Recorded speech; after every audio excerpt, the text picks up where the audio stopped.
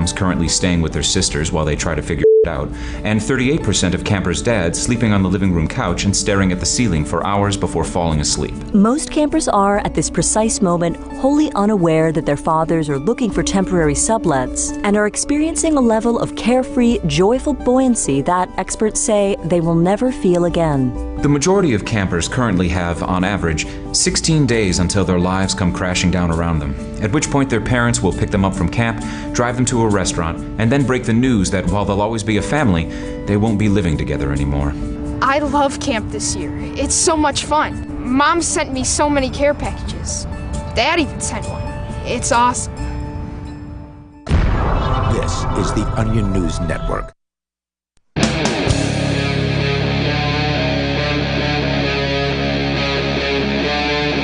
Free Talk Live. It is Free Talk Live, and you're invited, as always. If you want to join us here on the radio, you can. The number is 603-283-6160. That's 603-283-6160. Let's see. I believe the Penguin is on his way in with me, Ian. We also have online Nobody. How you doing, dude? Nobody could be better. That's what I like to hear.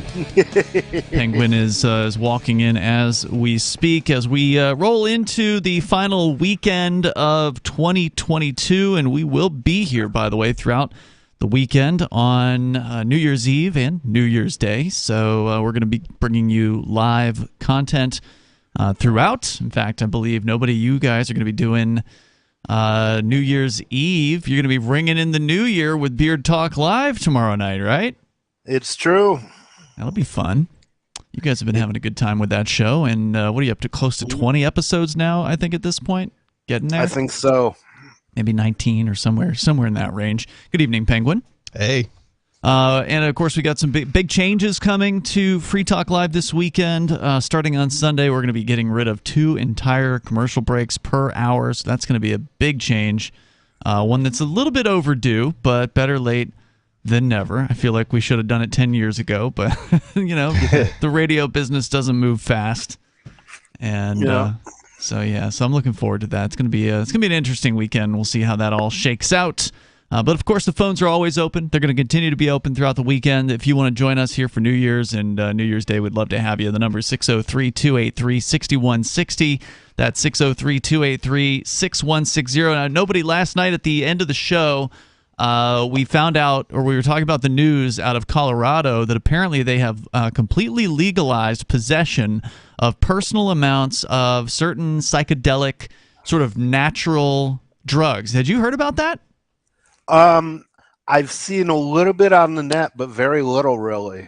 Yeah, it caught me by surprise. Like, I thought that, I'd seen some stories about, like, Oregon, which, of course, did decriminalization of personal amounts of all drugs in 2020, and that was a big deal. But this is specifically, like, the stuff that kind of grows naturally. So the fungi and the plant-based things. So DMT, psilocybin, certain forms of mescaline, apparently, as well, are all now legal to grow and to possess in personal amounts in Colorado. So I just thought I thought you would appreciate that. It was a ballot initiative, and over, I think, 53% of people voted for it. It's always amazing. I love Fun Gus. It's always He's amazing. a fun guy.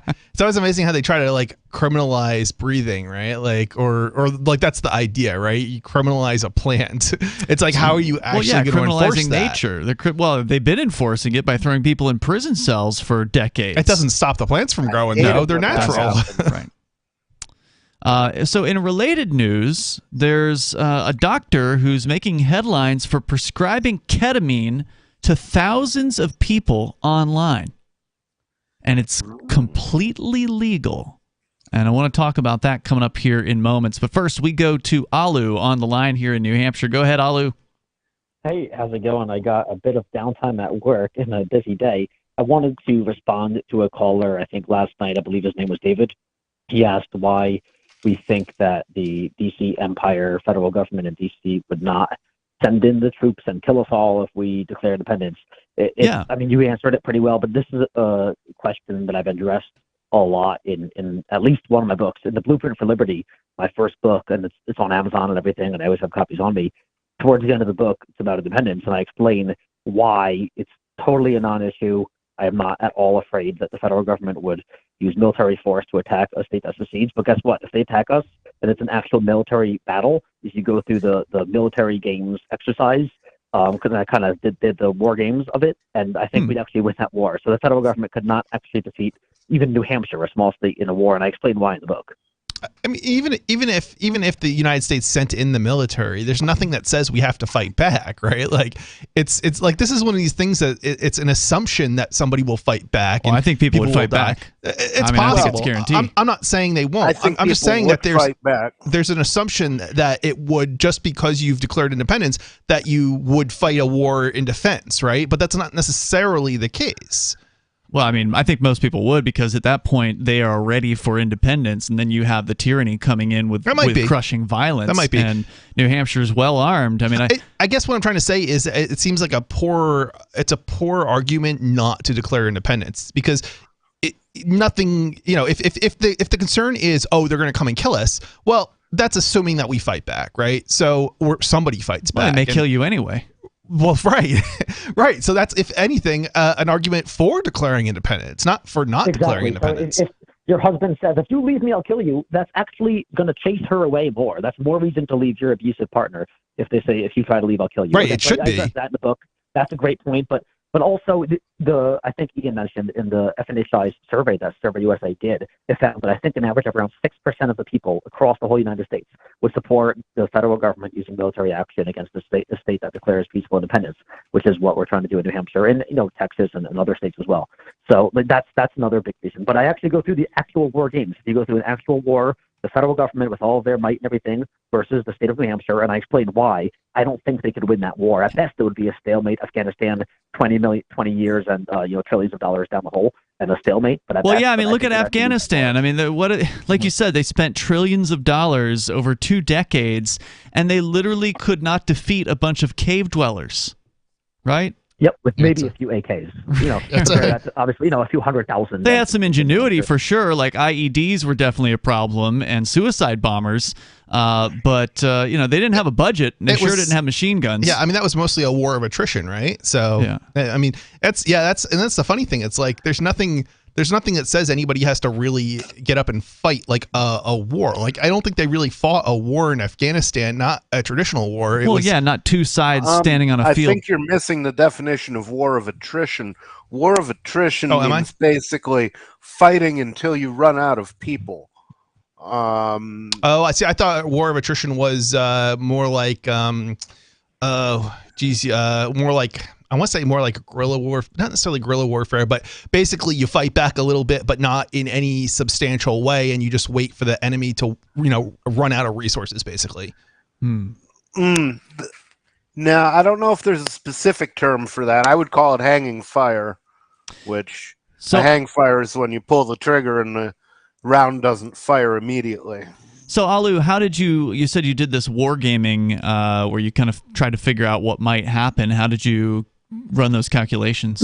Well, I think on a very basic level, the things they could do to defeat New Hampshire is either a tremendous bomb, either nuclear bomb or regular whatever incendiary bomb, and blow up places in New Hampshire, which one wouldn't work because there's no place to target. They could blow up the State House, but you and I wouldn't even mind. That would be, I would help us out. Yeah.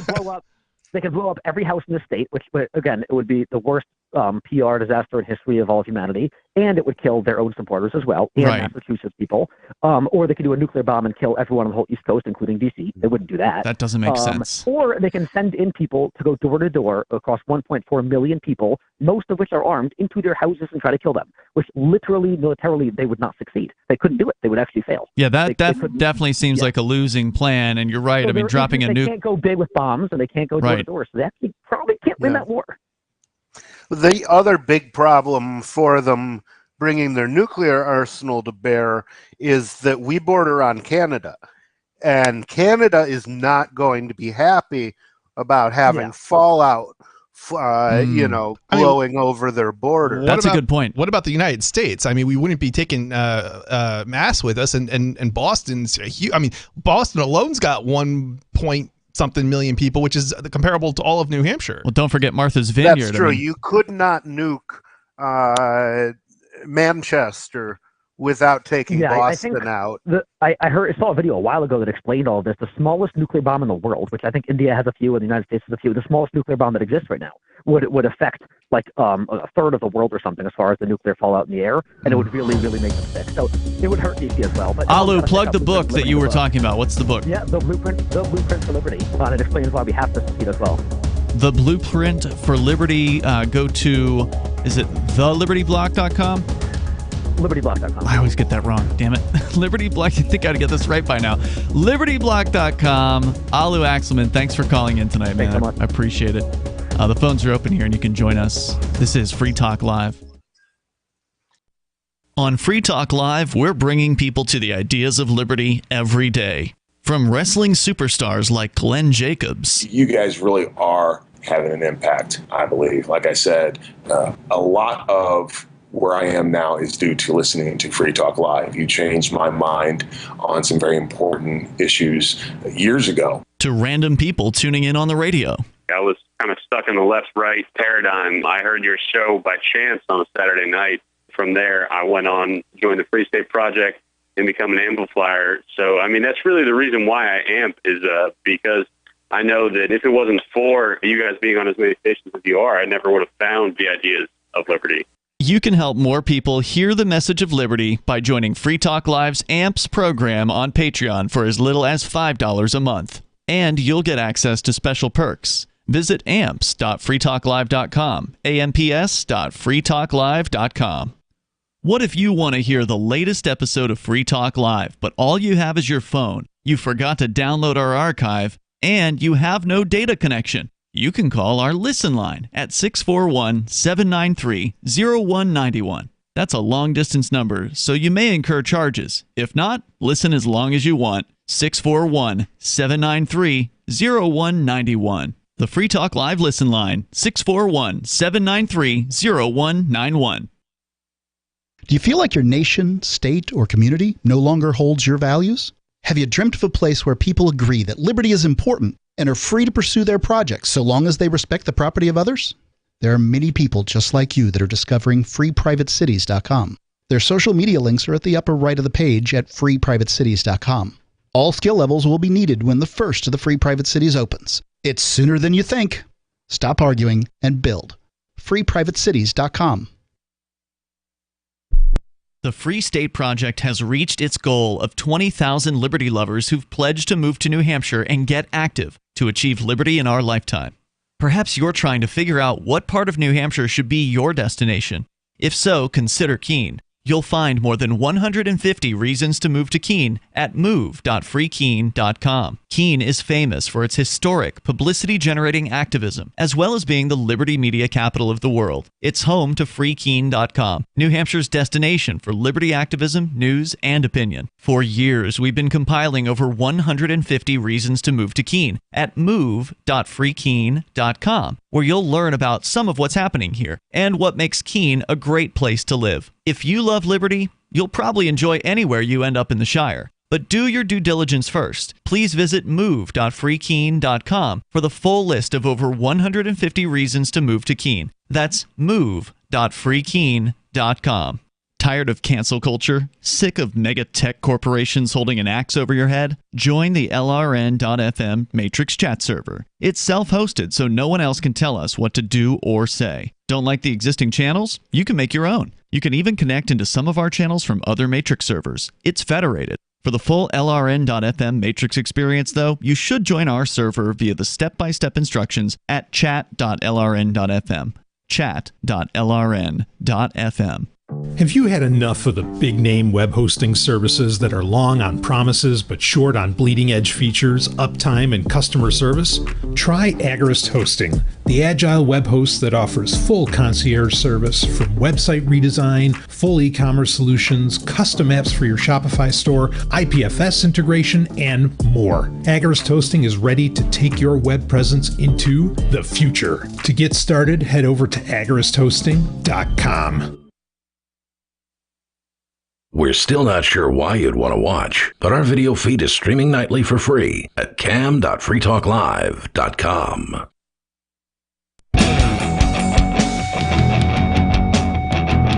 It is Free Talk Live. The phones are open here. The number is 603-283-6160. That's 603-283-6160. Ian, Chris, nobody here tonight. You can join the show. You can bring up anything you want to discuss. And Free Talk Live, of course, is brought to you by Bitcoin.com. Bitcoin.com is where you can go to learn about cryptocurrency like Bitcoin and Bitcoin Cash. Just head on over there, click Get Started at the top of the page, and start learning some of the basics about cryptocurrency, which is what you ought to do before you get into it and maybe make a critical mistake, like a lot of the people who bought coins on FTX and then just left them sitting there.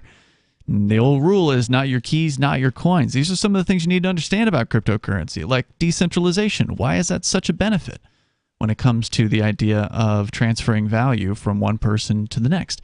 Head over to Bitcoin.com and click Get Started at the top of the page. As we continue here, back to your phone calls and thoughts, we've got Riley on the line here at calling from Utah. Go ahead, Riley. So I'm really excited about the fact that psychedelics are being decriminalized in Colorado. That's an exciting development for me. But I want to comment about this church in Utah that is called the Divine Assembly. Before you do, I'm curious. I want to hear about the Divine Assembly, but I'm a little rusty on my geography out west. Is Colorado does it border Utah on the south? It does. It's on the east. It's east of Utah. Okay, interesting. All right, go ahead. Tell me about this church. What's it called? Divine what? So it's called the Divine Assembly, and it's a church that allows for psilocybin usage as a sacrament. Ooh. And I don't know how long this church has been around. I don't believe they have a set location for their, services or whatever, but they are advocating for safe use of psilocybin in Utah as a spiritual sacrament. So that, to me, is an exciting thing. I think so, too. Now, has Utah had any kind of experience as far as legal challenges to, the law on this basis? Like New Hampshire has had this happen.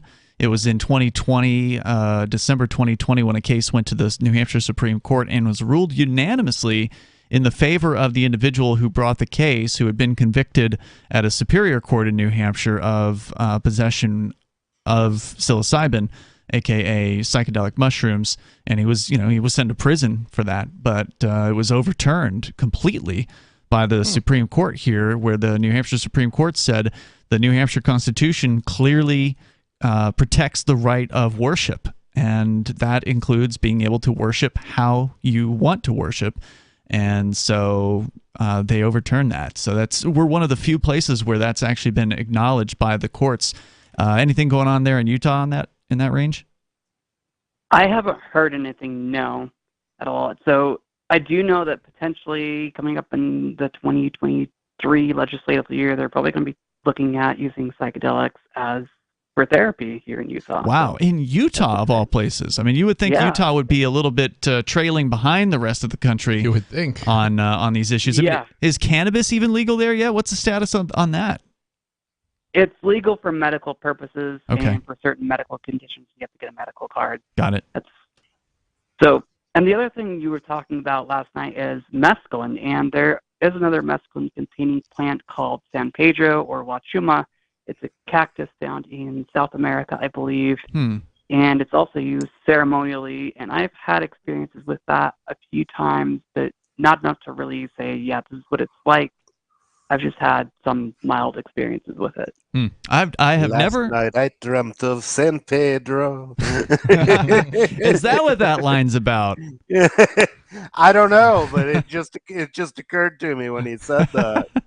I've never had the opportunity to do mescaline, and I don't know what it was like. I mean, as you said, you've done it a few times, Riley? I have, yeah. It's a very mild high, I would say. What about nobody? Have you had experience with that one? I've had experience with mescaline. Oh God, purple microdot, but it's not always a mild high. It depends on how much of it you take. Like anything, if you take a lot of mescaline, it can be a very intense trip. I'm sure it could be. and even more so if you take it in the natural peyote form, I guess. But if you take a moderate amount, you're going to have a moderate trip. So is the Divine Assembly based in Utah? Yes, it is. Okay. Have you met with these it was folks? Started by what's that? Have you met with them? Have you gone to meeting or meetup or? I have met them. I went to a festival they were doing over the summer, and I met them. They seem like really nice guys. It was actually started by a former Mormon who was also a former senator. So that's pretty cool to me. That is interesting. I'm looking here at their website. It is thedivineassembly.org. Apparently, they've been covered in Rolling Stone magazine. You can join the church. They describe themselves as a magic mushroom church protected by the Religious Freedom Restoration Act. Our mushroom sacrament helps us connect with the divine. Worship on your own or as an active part of TDA's healthy, interconnected community. Very interesting. Riley, anything else about it you want to share? I don't have anything else I want to share about that specifically. I'm just really excited that at least this hasn't gotten any pushback in Utah. Oh, it will. It will get some, definitely. Yeah, for sure. People are afraid of this stuff.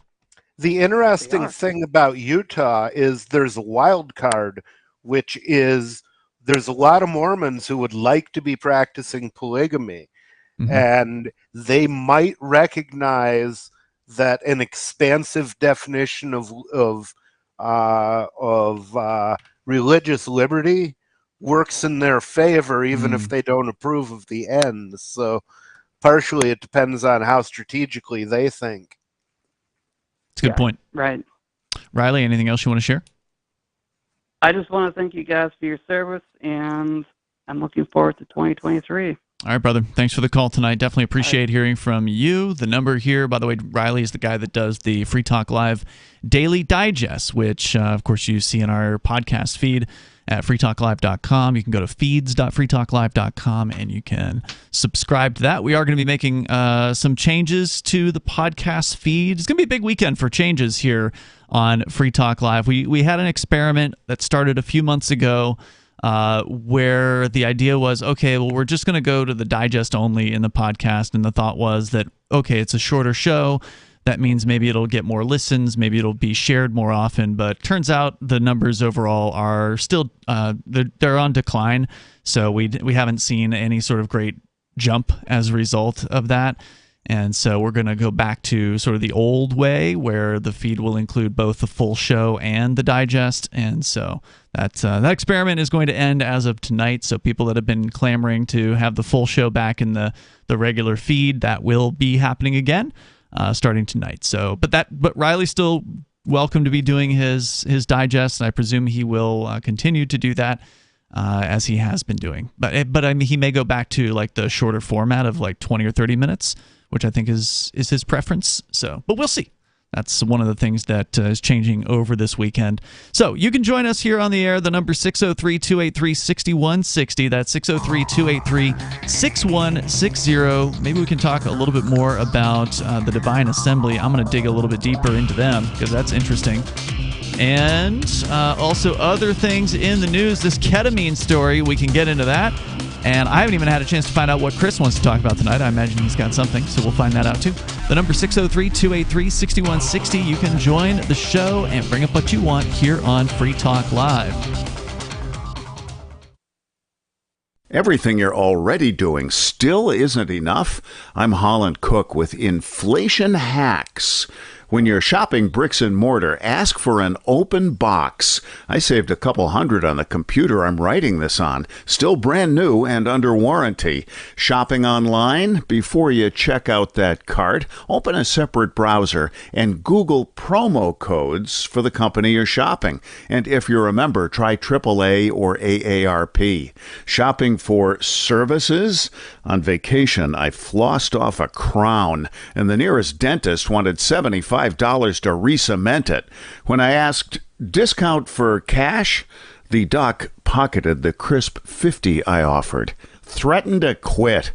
Many subscription services and publications will counteroffer. How are you coping? Post your inflation hacks at And you can quote me.com. From Feature Story News in Washington, I'm Jagruti Dave.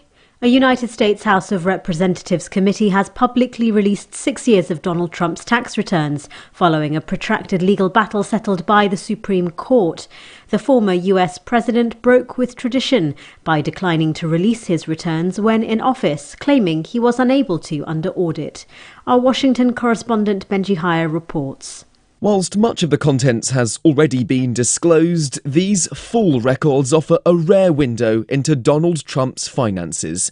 The data, revealed partly last week and in its entirety on Friday, shows that during the first 3 years of his presidency, he paid $1.1 million in federal income taxes, but no tax in 2020.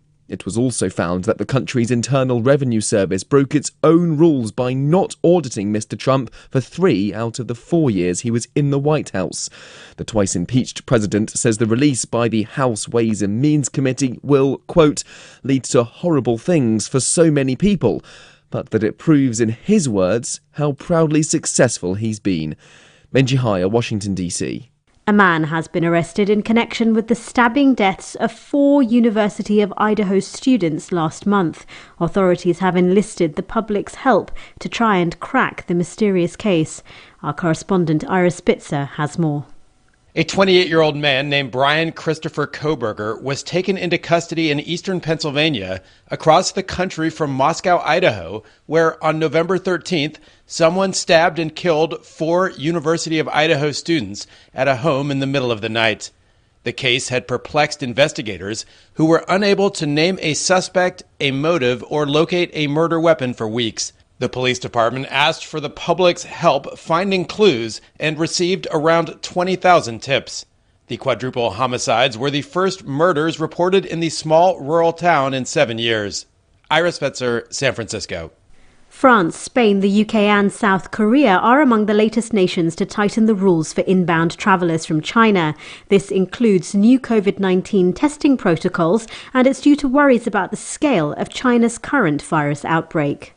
And 3 days of mourning are underway in Brazil for football icon Pelé, following his death from cancer. He was the only player to win the World Cup 3 times. On Monday, his body will be placed in the stadium of his old club Santos for the public to pay respects ahead of a funeral on Tuesday.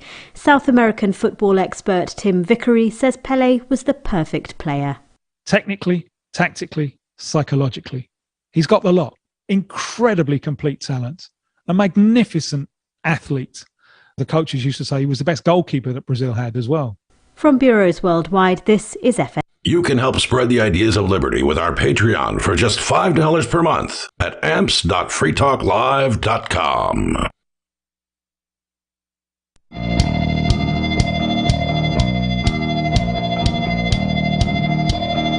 Free Talk Live. Phones are open. Join us here. The number is 603-283-6160, and bring up anything you want. It's Ian, Chris, and nobody here joining you. And again, that number is 603-283-6160. Online, we have a lot of features. And one of those is our social media platform. It's running a Mastodon software, which is open source. It is something that is self-hosted, so we're running it on our own server. There's not some big mega tech corporation behind it. You just go to social.freetalklive.com and you can get signed up there and bring up and post whatever things you want to. You get a lot more freedom to speak when you're at social.freetalklive.com. Let's go to the phones here. We got more on the way here. Plus, we can talk about this ketamine story coming up. Doctors legally prescribing ketamine to thousands of people and doing it online. But Chris Cantwell is on the line here. Chris, pretty fresh out of prison, just got out about a week and a half ago at this point. Chris, you called in to kind of update our listeners as to what's been going on with you. And here you are again. What's on your mind tonight? So, as many of your listeners will recall, I was involved in the Unite the Right rally in Charlottesville, Virginia in August of 2017, and there was a civil lawsuit involved in that case, which I defended myself pro se in, along with a number of my co-defendants. You had called in actually during this time frame because you had been removed from federal prison, sent to Charlottesville or that area, and you were in a local jail being held during this trial. So you were no longer in the communications management unit, and you were able to actually make a phone call out. So you had actually called us during that time to kind of give us a rundown on what happened. If I recall correctly, the situation was basically that the people who had sued you were using the term, you used the term lawfare, where they were using the law, using the courts to try to financially ruin you over this event that you had attended, where essentially there's some political disagreements between you and the people who brought the suit. And if I recall correctly, the intention was to just basically make it so you have to hire lawyers, or in your case, you did it yourself because you couldn't afford a lawyer. And bog you down with a ton of legal crap that you have to spend your time and effort on. What else was sort of the purpose of this?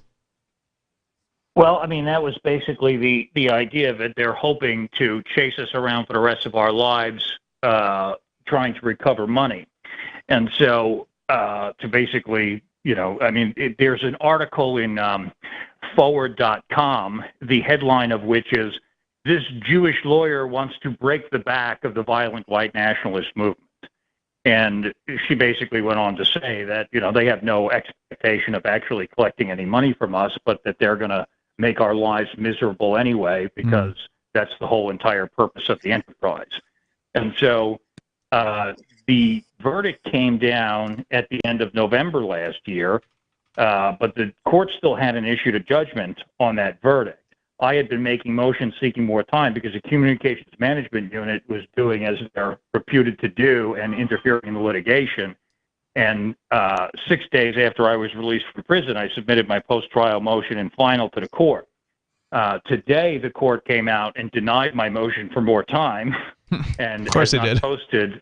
They have not posted the motion that I filed accordingly. Fortunate for me, I did get to jot down, a lot of my thoughts in handwritten motions and send them to the court, and the court did address a number of those arguments in the decision that came down today. I was asking them to set the verdict aside because they sued us claiming that it was a racially motivated violent conspiracy, and they had 6 counts. The first 2 counts needed to have that element. They were federal civil rights claims, but the jury deadlocked on those counts. And so they didn't have a verdict for racially motivated violent conspiracy, is the fact of the matter. Mm-hmm. But there's 2 subsequent counts, 3 and 4. There was this Virginia hate crime statute, and the Virginia hate crime statute could be racially motivated violence, vandalism, or harassment. Okay, and you can't sue me for violence and then collect a hate speech reparations consolation prize afterwards. If you show up to a demonstration, you don't like the speech that's going on there, you can't sue me for harassment afterwards. And if you did, you get laughed out of court, But the jury found us liable on those Virginia state statutes without finding us liable on the federal statutes. And so I argued, the verdict should be set aside because you can't, if they didn't find a racially motivated violent conspiracy, that's the whole point of the case. Well, let me ask you something, Camel. There's 2 different, one you're talking about a criminal, right? And the other you're talking about civil, is that correct? Well, right now I'm not talking about criminal at all. I went to a criminal case. So these were 2 civil cases? No, it's the same case. It's the same case. There's one civil action that contains 6 counts. Okay, understood. Okay. And some of these counts are federal and some are state. Am I understanding that correctly? They didn't find us liable on the federal counts, is the point, right? And they found us liable on the state counts, but the state counts are more permissive. Okay, so the federal counts, you had to find a racially motivated violent conspiracy, and the jury didn't find that. Okay, but the jury asked during deliberations. The jury can send a question out to the court, right? One of the questions they asked was, "Are words a form of violence under the First Amendment?" Okay, and so the court was obviously like, "No, that's ridiculous. Go back, figure out your verdict." Okay, And so they came back deadlocked on the first counts. And it's obvious what happened here, okay? They held us liable for what we said on the Virginia counts, because the Virginia count said racially motivated violence, vandalism, or harassment. They're saying essentially that the demonstration was a harassment, okay? That's first. Nonsense. I mean, that's protected First Amendment kind of stuff. Exactly. And so, but the judge, the statute is written ridiculous, okay? Mm-hmm. The statute says violence, vandalism, or harassment, and it's one law, okay? So they don't there's not an interrogatory on the verdict form that says which one was it, all right? Mm-hmm. But you can infer from the fact that they didn't find a verdict on the first two counts that what they found was not violence, Mm-hmm. you know? We showed that they attacked us. We defended ourselves. And by the way, we didn't do anything to any of these plaintiffs. You know, James Fields crashed his car into the crowd. There's nothing we could do about that, but none of us knew James Fields. Mm-hmm. Okay?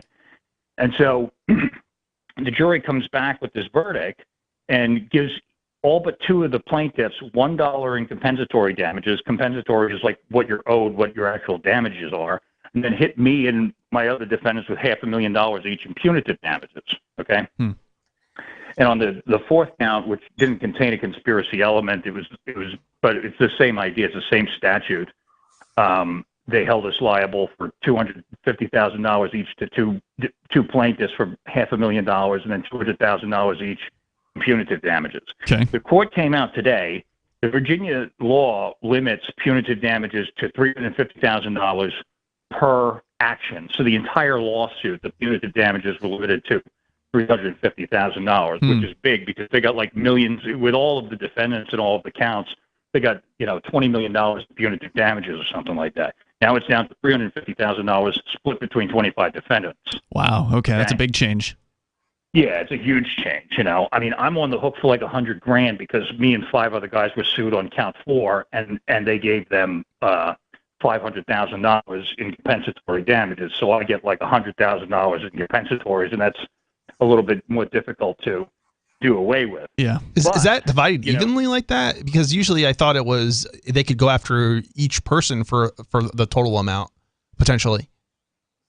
I really don't entirely understand this, but the way the judge broke it down was like, he says the reason he came to the conclusion that he did was we were arguing in part that the punitive damages were excessive on account of that they only gave $1 in compensatory damages on count 3, okay? You can't have a ratio of compensatory to punitive damages of 500,000 to 1. It's unconstitutional, okay? And so there's case law that says it's a violation of due process, okay? And so the judge says, well, I guess... Hold that thought. We'll continue here with Chris Cantwell and an update on the civil case out of Charlottesville, Virginia, that he's been dealing with for the last couple of years. We'll find out a little bit more about this as the people who had their feelings hurt have decided that they're going to sue. And there's more coming up here in moments. You could share your thoughts as well. This is Free Talk Live. Join liberty-minded voluntarists, anarchists, and libertarians from June 15th through the 18th for the 7th annual Fork Fest at Rogers Campground in the beautiful White Mountains of New Hampshire. Fork Fest is a fork of the Porcupine Freedom Festival, which sold out in 2022. For 2023, we're going back to where it all started, the weekend before PorcFest. ForkFest is decentralized, which means that there's no ticket cost and no one is in charge. All you have to do to join the fun is reserve your camping site, RV site, or motel room with Rogers Campground for June 15th through the 18th. You can find out more at the unofficial website forkfest.party. You can also connect with other attendees on the ForkFest Telegram and Matrix chat rooms, as well as the ForkFest forum. You can find links to those at forkfest.party. We hope to see you there June 15th through the 18th. forkfest.party. So you've signed the Shire Society Declaration and are planning your move to New Hampshire to be around more liberty-oriented people. Next, sign up for the Shire Society Forum at forum.shiresociety.com. There are a bunch of people there who are already in the Shire, and they want to meet you. If you're already in the Shire physically, you should also come by the forums. Remember, not everyone uses Facebook. New people are signing up for the Shire Society Forum every month, so drop in and say hello at forum.shiresociety.com. If you want to know the latest about Free Talk Live before we go on the air, all you need to decide is how you want it delivered. It's your choice. Visit news.freetalklive.com to receive our usually weekly news updates by email. Plus, we have a Twitter account at twitter.freetalklive.com, and you can follow us on the decentralized Mastodon platform at toot.freetalklive.com. So please follow us at toot.freetalklive.com and sign up for our emails at news.freetalklive.com. Do you prefer to listen to Free Talk Live on your schedule on demand? You can find the link to our podcast at feeds.freetalklive.com, which features the daily digest of our radio show 7 days a week. Just drop our RSS feed into your favorite podcast client or subscribe to us on the large platforms if you prefer, including Apple Podcasts, Google Podcasts, iHeartMedia, Spotify, and Stitcher. All the links are at feeds.freetalklive.com. If the daily digests aren't enough for you and you really don't want to miss a moment of Free Talk Live, you can always sign up for our AMPS Patreon at amps.freetalklive.com for just $5 a month, and you'll get the full radio show without recorded commercials. Plus, you'll help us advertise, market, promote, and support Free Talk Live. That's amps.freetalklive.com to join AMPS, or feeds.freetalklive.com to get our main podcast, or find us on the major podcast platforms. What if you want to hear the latest episode of Free Talk Live, but all you have is your phone, you forgot to download our archive, and you have no data connection? You can call our Listen line at 641-793-0191. That's a long-distance number, so you may incur charges. If not, listen as long as you want. 641-793-0191. The Free Talk Live Listen line, 641-793-0191. The new 4th edition of Healing Our World, The Compassion of Libertarianism, will take your understanding of liberty to a deeper level and has over 1,300 updated references, new cartoons, and a foreword by Dr. Ron Paul. With discounts for multiple book purchases, the 4th edition of Healing Our World is a great gift for the liberals, pragmatists, environmentalists, and Christians in your life who think libertarianism is cold-hearted. Get yours today at healing.freetalklive.com and use promo code FTL for a $5 discount. Yep, we still do email. Drop your email address in the entry box at freetalklive.com, and you'll be kept in the loop with Free Talk Live.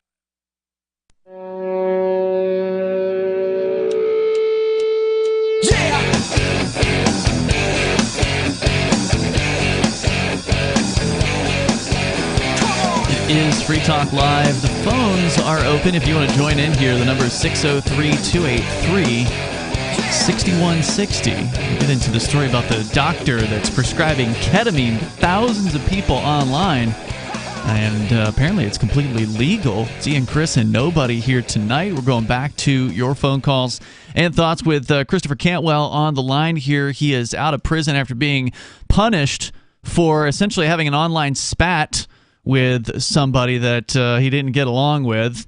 And the FBI decided they were going to get involved in that, turn him into a political prisoner for the last 3 years of his life, regardless of what you think about his views on things. And, you know, he's definitely changed his views over the years.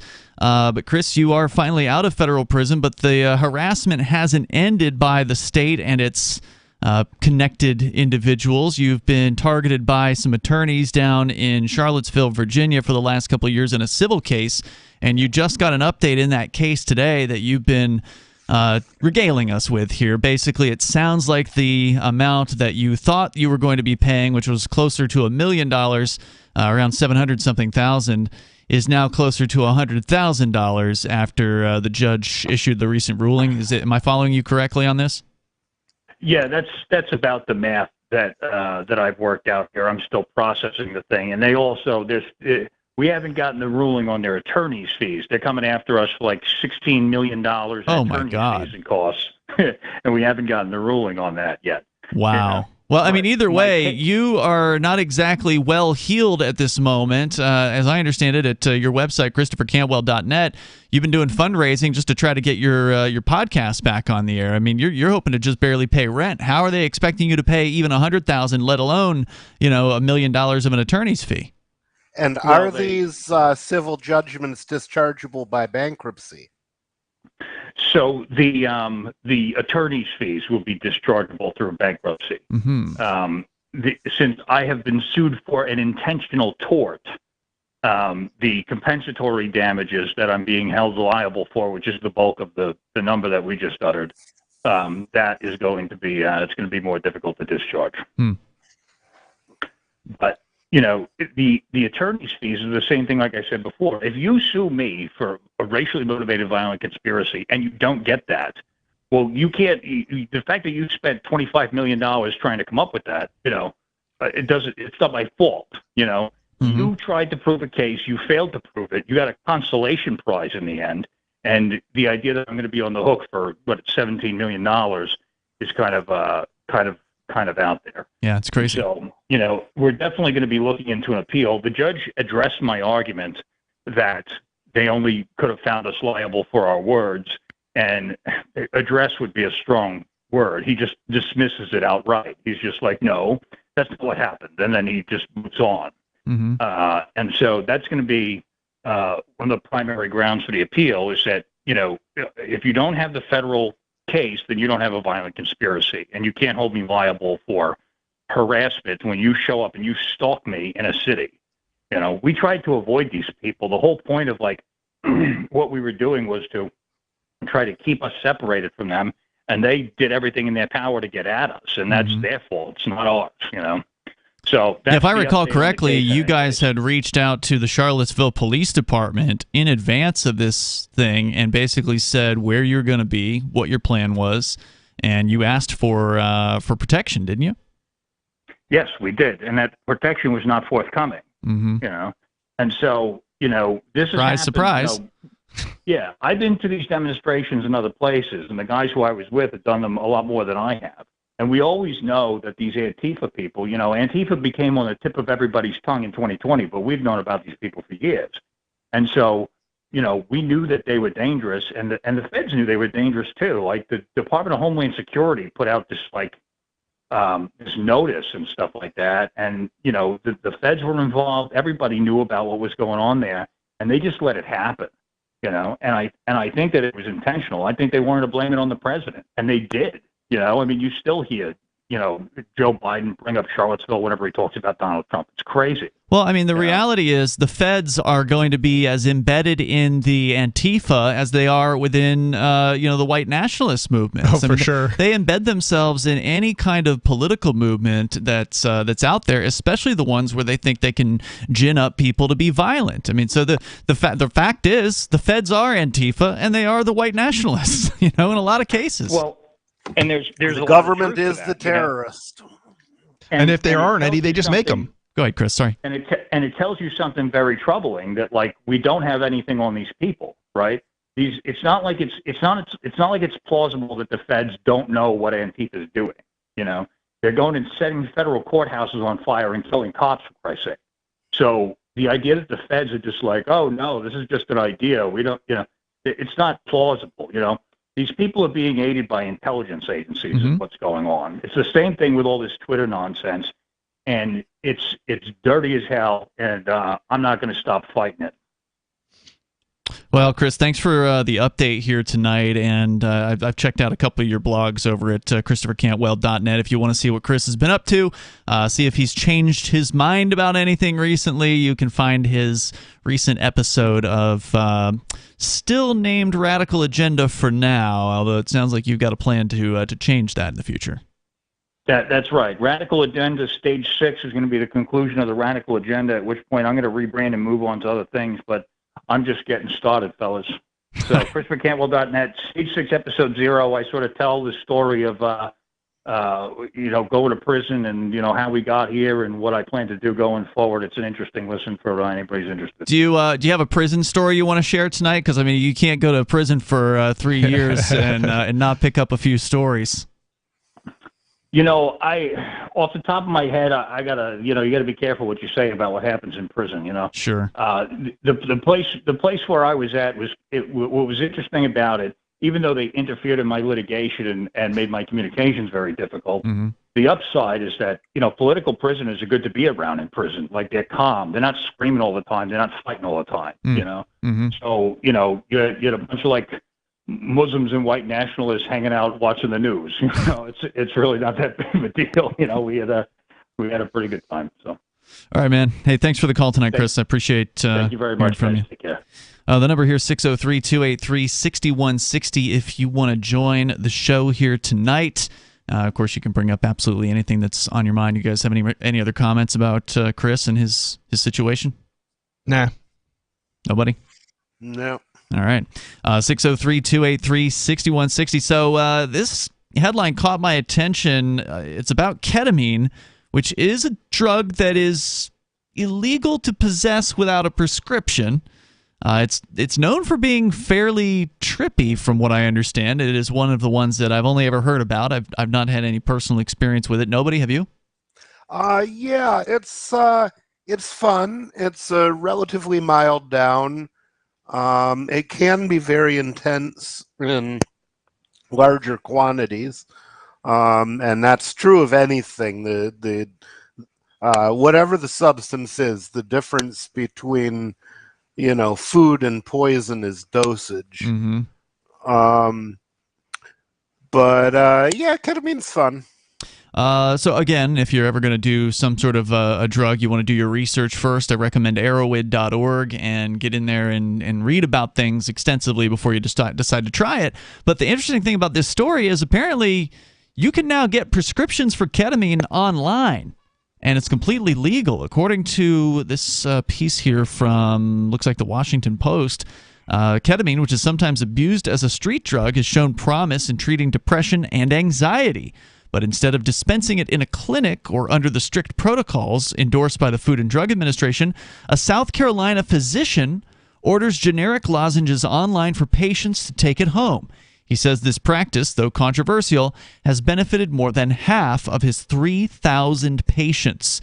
He said in an interview, "People are beating a path to my door." He's part of a wave of doctors and telehealth startups that are capitalizing on the pandemic-inspired federal public health emergency declaration, which waived a requirement for healthcare providers to see patients in person to prescribe controlled substances.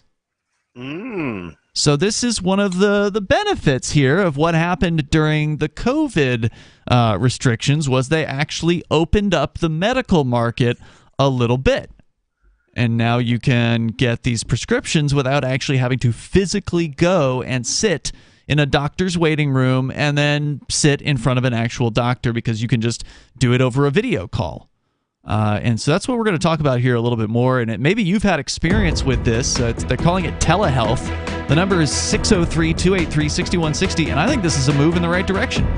The more accessible that we can make things like this, the safer people are going to be. If you're getting ketamine through an actual doctor under doctor's advisement, you're going to be safer likely than just scoring it on the street somewhere when you don't really know what you're getting from who. There's more coming up here in moments. Hour number 2 is next. It's Free Talk Live. We have some good news. The indictments against Ross Ulbricht in the District of Maryland were dismissed with prejudice, meaning they can never be refiled. This is especially good because those indictments contain the only charge ever made that Ross engaged in murder for hire. This was a serious allegation that Ross Ulbricht denies. It was never prosecuted or ruled on by a jury, but was trumpeted by the federal government and the media as if it were proven fact. The Maryland court held these indictments for almost 5 years, poisoning Ross's case and leaving him under a cloud of unproven allegations. As explained in Ross's appeal to the Supreme Court, the fact that the judge used these allegations to give Ross a draconian sentence of double life without parole violated his Sixth Amendment right to a jury trial. Judges are required to issue sentences based on convictions decided by a jury, not unproven allegations never even charged at trial. Although this is a positive development, the dropped indictment will not set Ross free. Now, a presidential pardon is Ross's only hope of freedom. Sign the petition at freeross.org. freeross.org. My name is Jacob Hornberger. I'm president of the Future of Freedom Foundation, which Congressman Ron Paul awarded for having an outstanding freedom website. Write us at fff@fff.org, and we'll send you a free 3-month subscription to our monthly journal of libertarian essays and our booklet, Economic Liberty in the Constitution, which George Mason University economics professor Walter Williams praised in a recent column. That's fff@fff.org. Tired of cancel culture? Sick of mega tech corporations holding an axe over your head? Join the LRN.FM Matrix chat server. It's self-hosted, so no one else can tell us what to do or say. Don't like the existing channels? You can make your own. You can even connect into some of our channels from other Matrix servers. It's federated. For the full LRN.FM Matrix experience, though, you should join our server via the step-by-step instructions at chat.lrn.fm. chat.lrn.fm. You're listening to the live edition of Free Talk Live. Hour number 2 is next after the news here on the Liberty Radio Network at LRN.FM. From Feature Story News in Washington, I'm Jagruti Dave. A United States House of Representatives committee has publicly released 6 years of Donald Trump's tax returns, following a protracted legal battle settled by the Supreme Court. The former U.S. president broke with tradition by declining to release his returns when in office, claiming he was unable to under audit. Our Washington correspondent Benji Heyer reports. Whilst much of the contents has already been disclosed, these full records offer a rare window into Donald Trump's finances. The data, revealed partly last week and in its entirety on Friday, shows that during the first 3 years of his presidency, he paid $1.1 million in federal income taxes, but no tax in 2020. It was also found that the country's Internal Revenue Service broke its own rules by not auditing Mr. Trump for 3 out of the 4 years he was in the White House. The twice-impeached president says the release by the House Ways and Means Committee will, quote, lead to horrible things for so many people, but that it proves, in his words, how proudly successful he's been.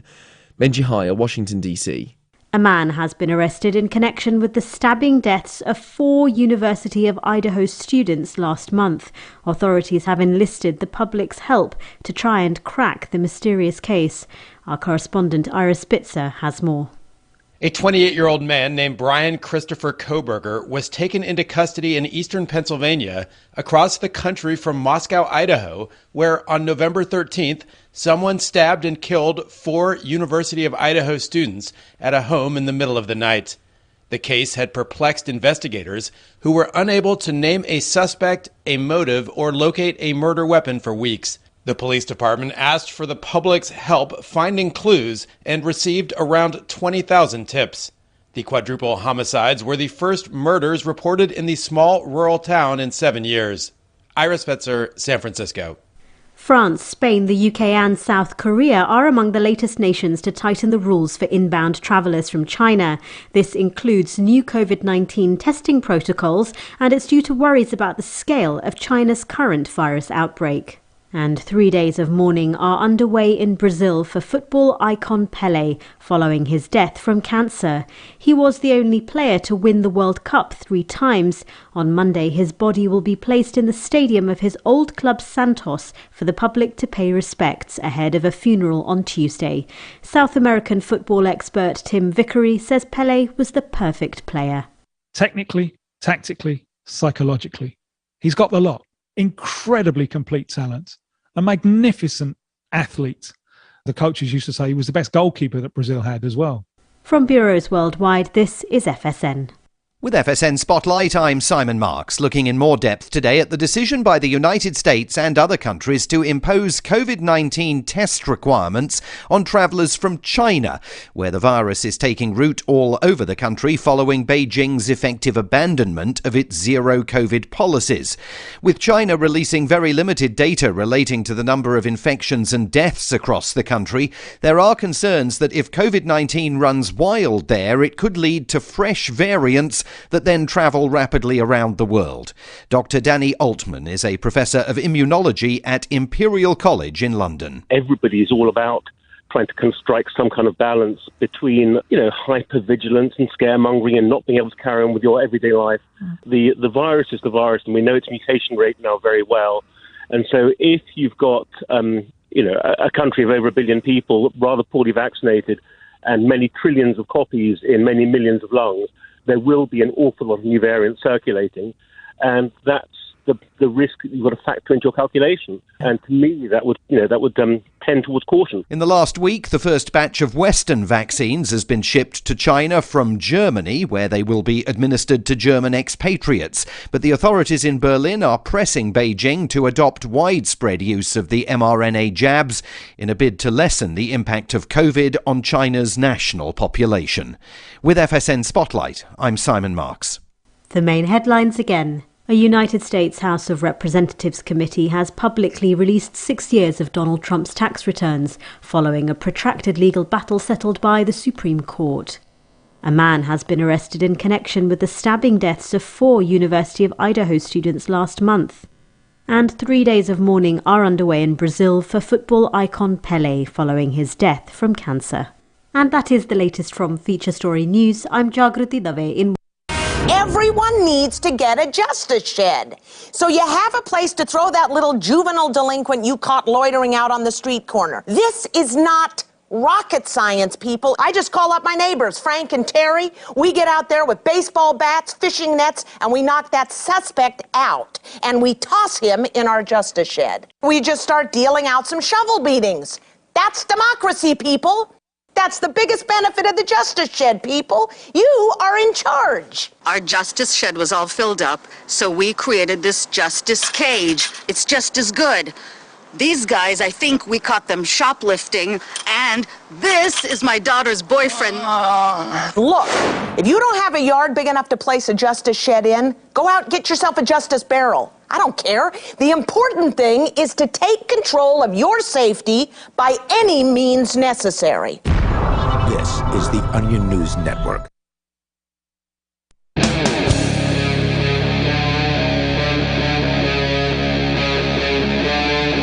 Free Talk Live.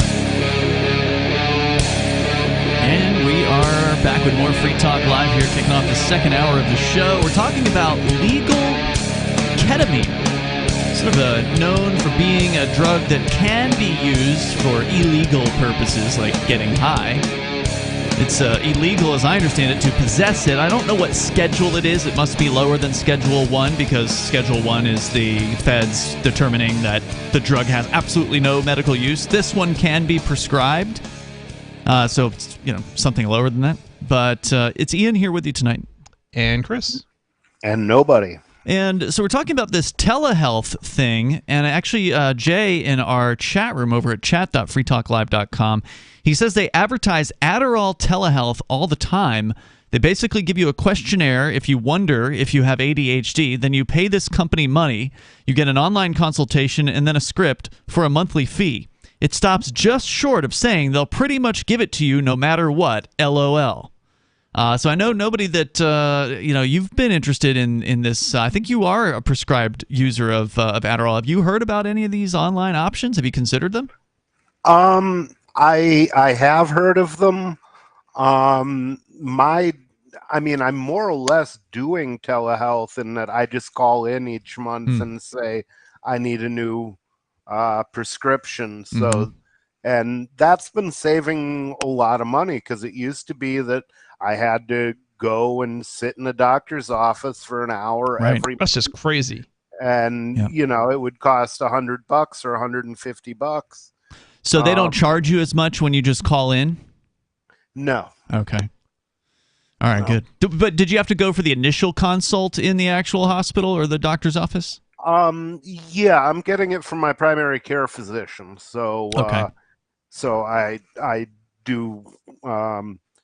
She has seen me. So this is a little bit different than in that these people have never seen this guy in real life. They've never actually had to sit in front of the man in an actual office and have a conversation in that way. So it's getting even simpler. It's getting even lower cost, because what happened when the marijuana certifications or whatever, the medical certificates for that went online, that really just opened up the floodgates for options for people, because it used to be you would have only been able to go in your local area to find a doctor that would have been okay with prescribing marijuana under the state program. And then the telehealth thing just completely opened, the floodgates, because now you can choose any of these online options. The price of the visitation has gone down to the bottom of the barrel. You can go and get one of these marijuana certificates from California doctors, like through these online houses, for $30, 35 bucks or something like that. It's nothing. And again, I don't know what the Adderall ones cost, but I bet you they're pretty affordable too.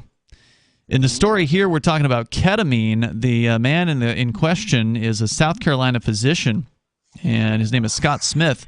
He says he's got 3,000 patients, and half of them, more than half, are going through this telehealth route, and it's due to an emergency declaration which waived a requirement during COVID, and I guess it's still in place, for healthcare providers to see patients in person in order to prescribe controlled substances.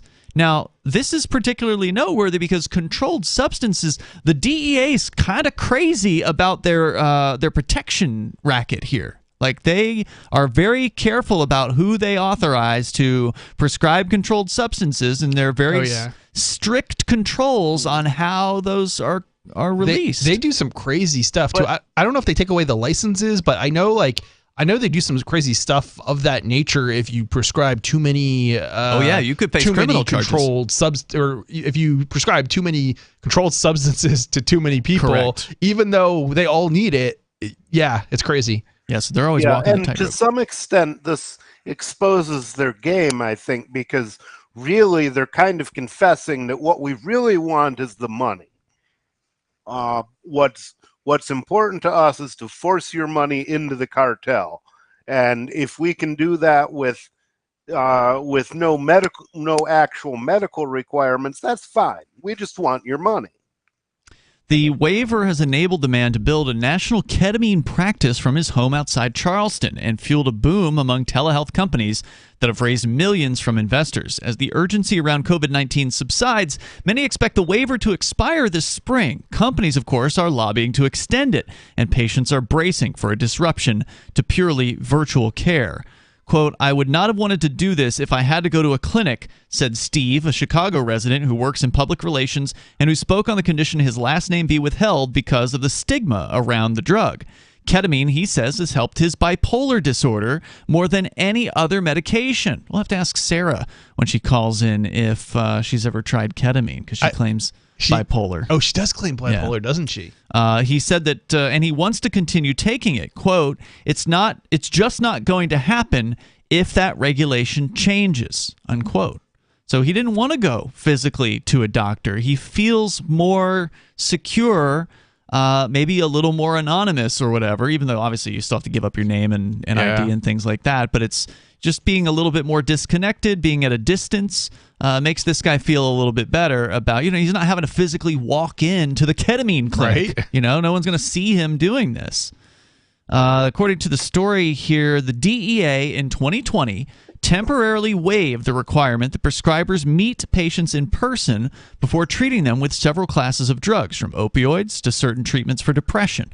DEA spokesbureaucrats said the agency's working on regulations to allow this permanently, but declined to provide details or a timeline. Of course, the best solution here would be to abolish the DEA entirely, but no one in Congress is ever going to propose anything like that.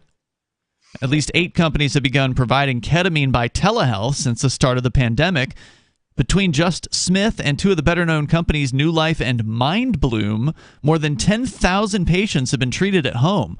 Virtual ketamine startups say they're making the treatment vastly more accessible and improving patients' lives, but many psychiatrists, including those who believe in ketamine's promise for treating mental illness, worry that having patients taking it outside of a doctor's direct supervision is a step too far too soon. I mean, it's not like these people they're not going to be getting paid. Right. It's not like these people are not.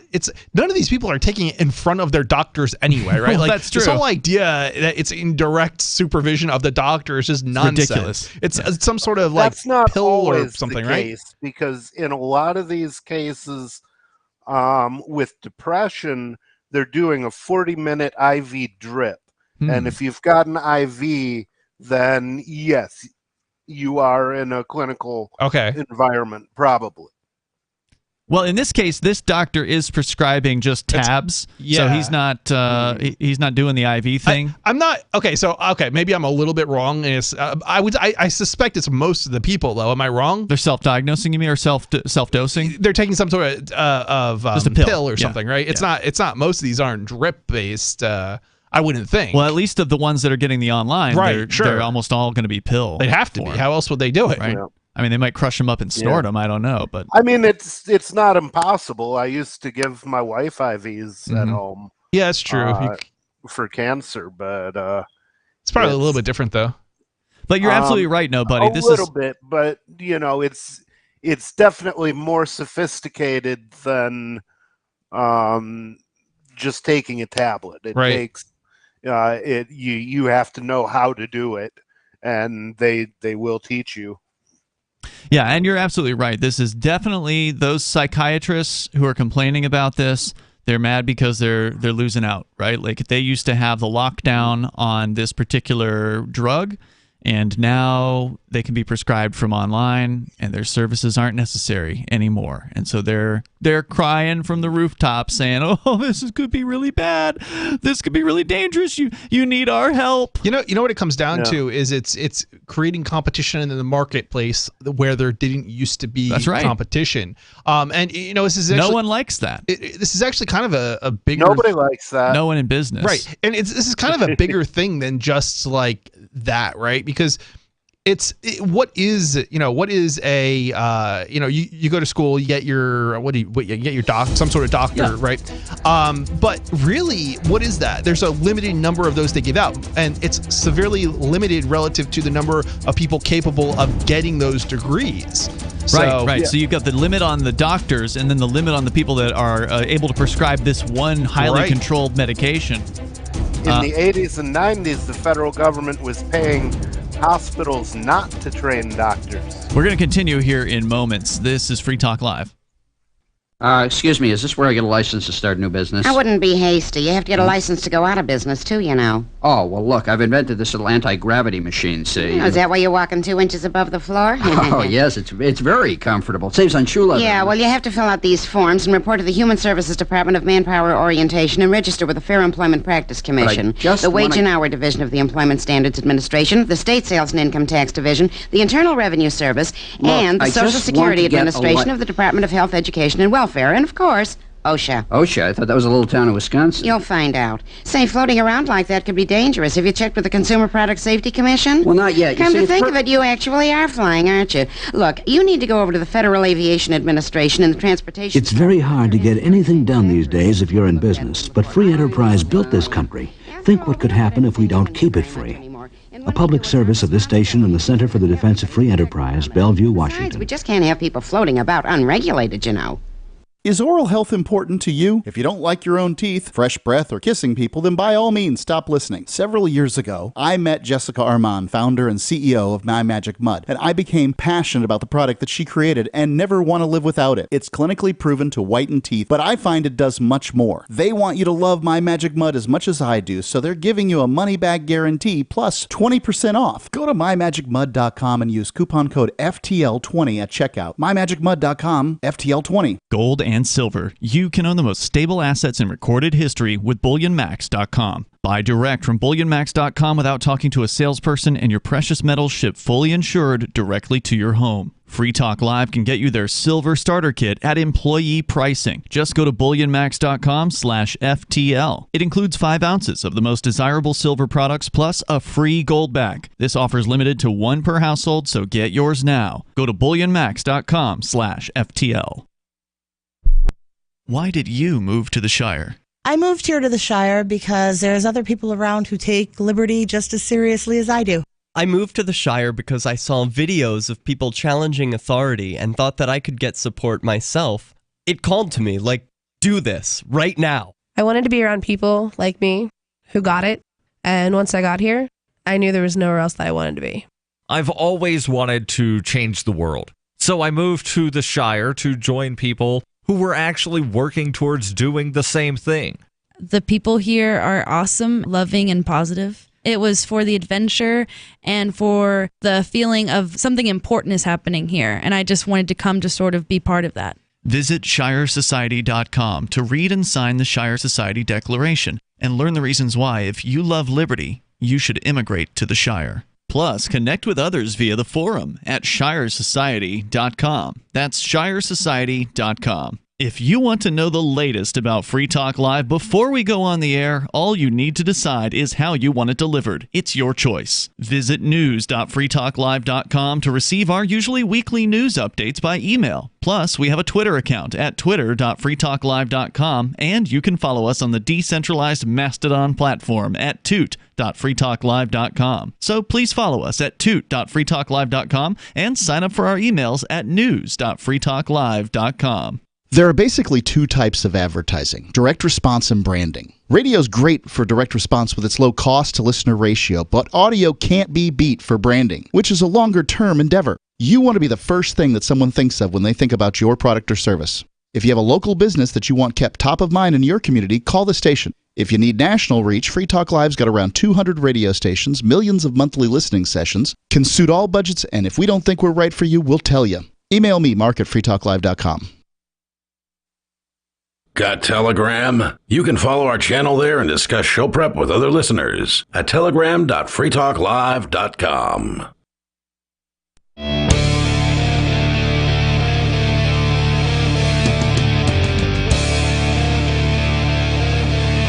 Is Free Talk Live. You can join the show here and bring up anything you want to discuss. The number is 603-283-6160, especially if you've had experience with the telehealth phenomenon that has been expanding over the years, and I think for the better.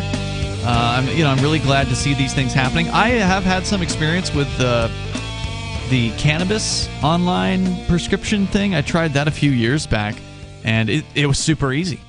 I mean, you just basically you fill out a form online, and then a doctor calls you up on Skype or whatever, Zoom or something like that, and you have literally a 2-minute conversation, and the doctor's like, "Oh, cannabis helps you with sleeping?"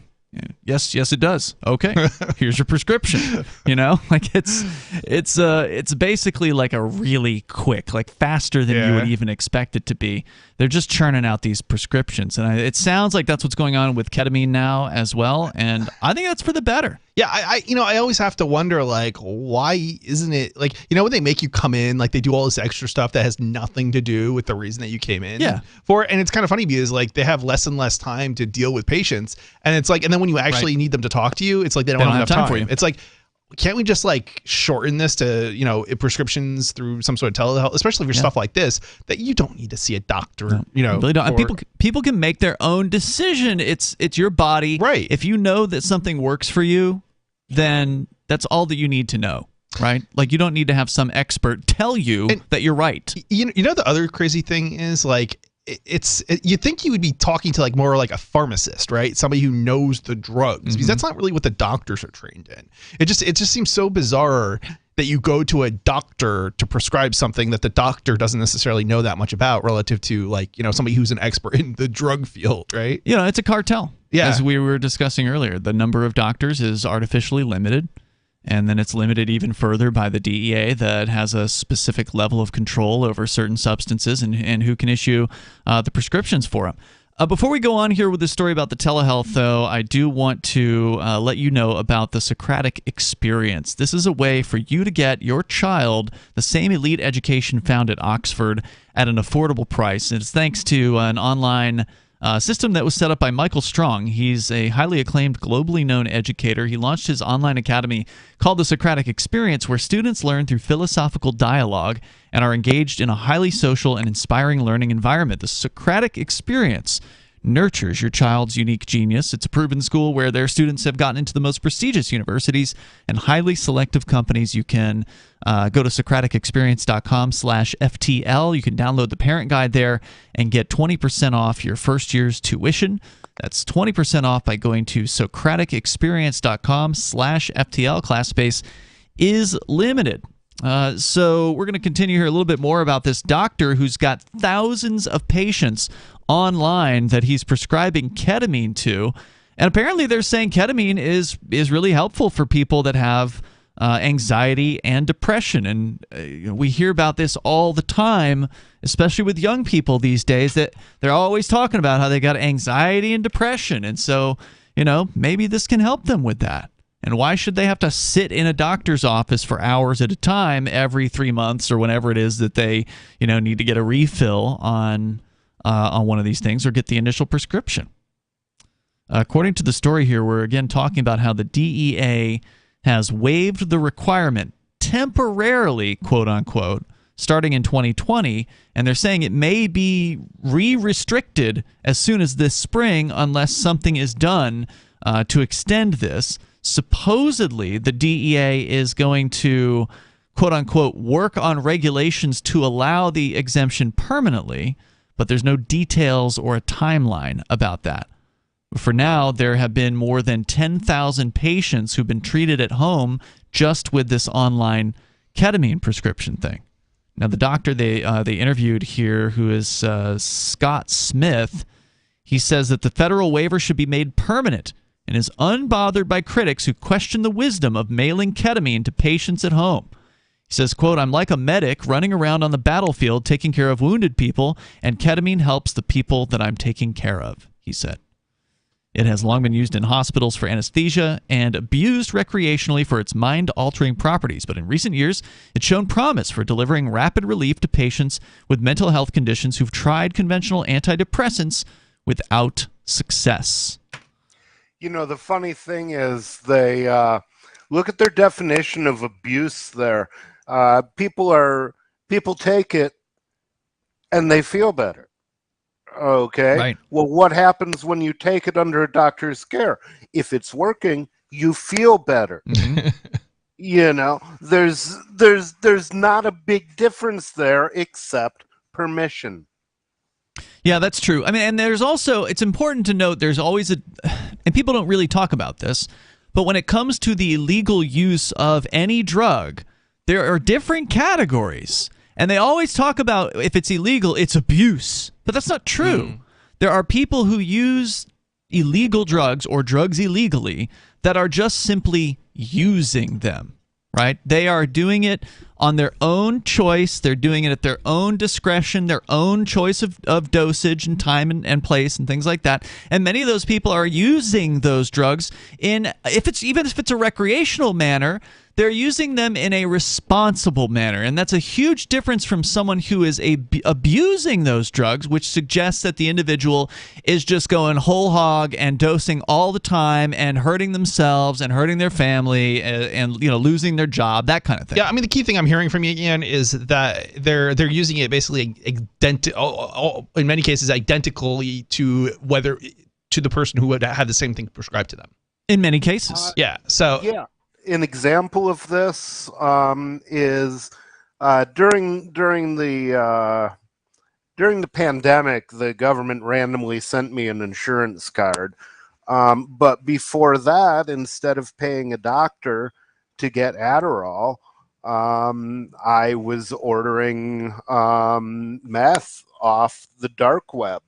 And the thing is that worked out fine so long as I dosed it the same way I dosed the Adderall, which is about 20 milligrams, whereas people who are doing meth recreationally are doing, sometimes they'll do half a gram in a day. Woo. So that's like, 25 times as much as I'm taking, or was taking.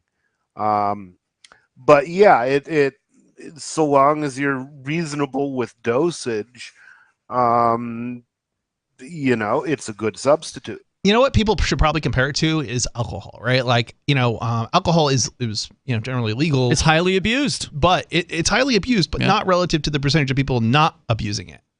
I think you're right about that. Yeah, most people are, I would hope, responsible drinkers. Right. Most people who drink, well, I'll put quotes in responsibly, but responsibly. Yeah.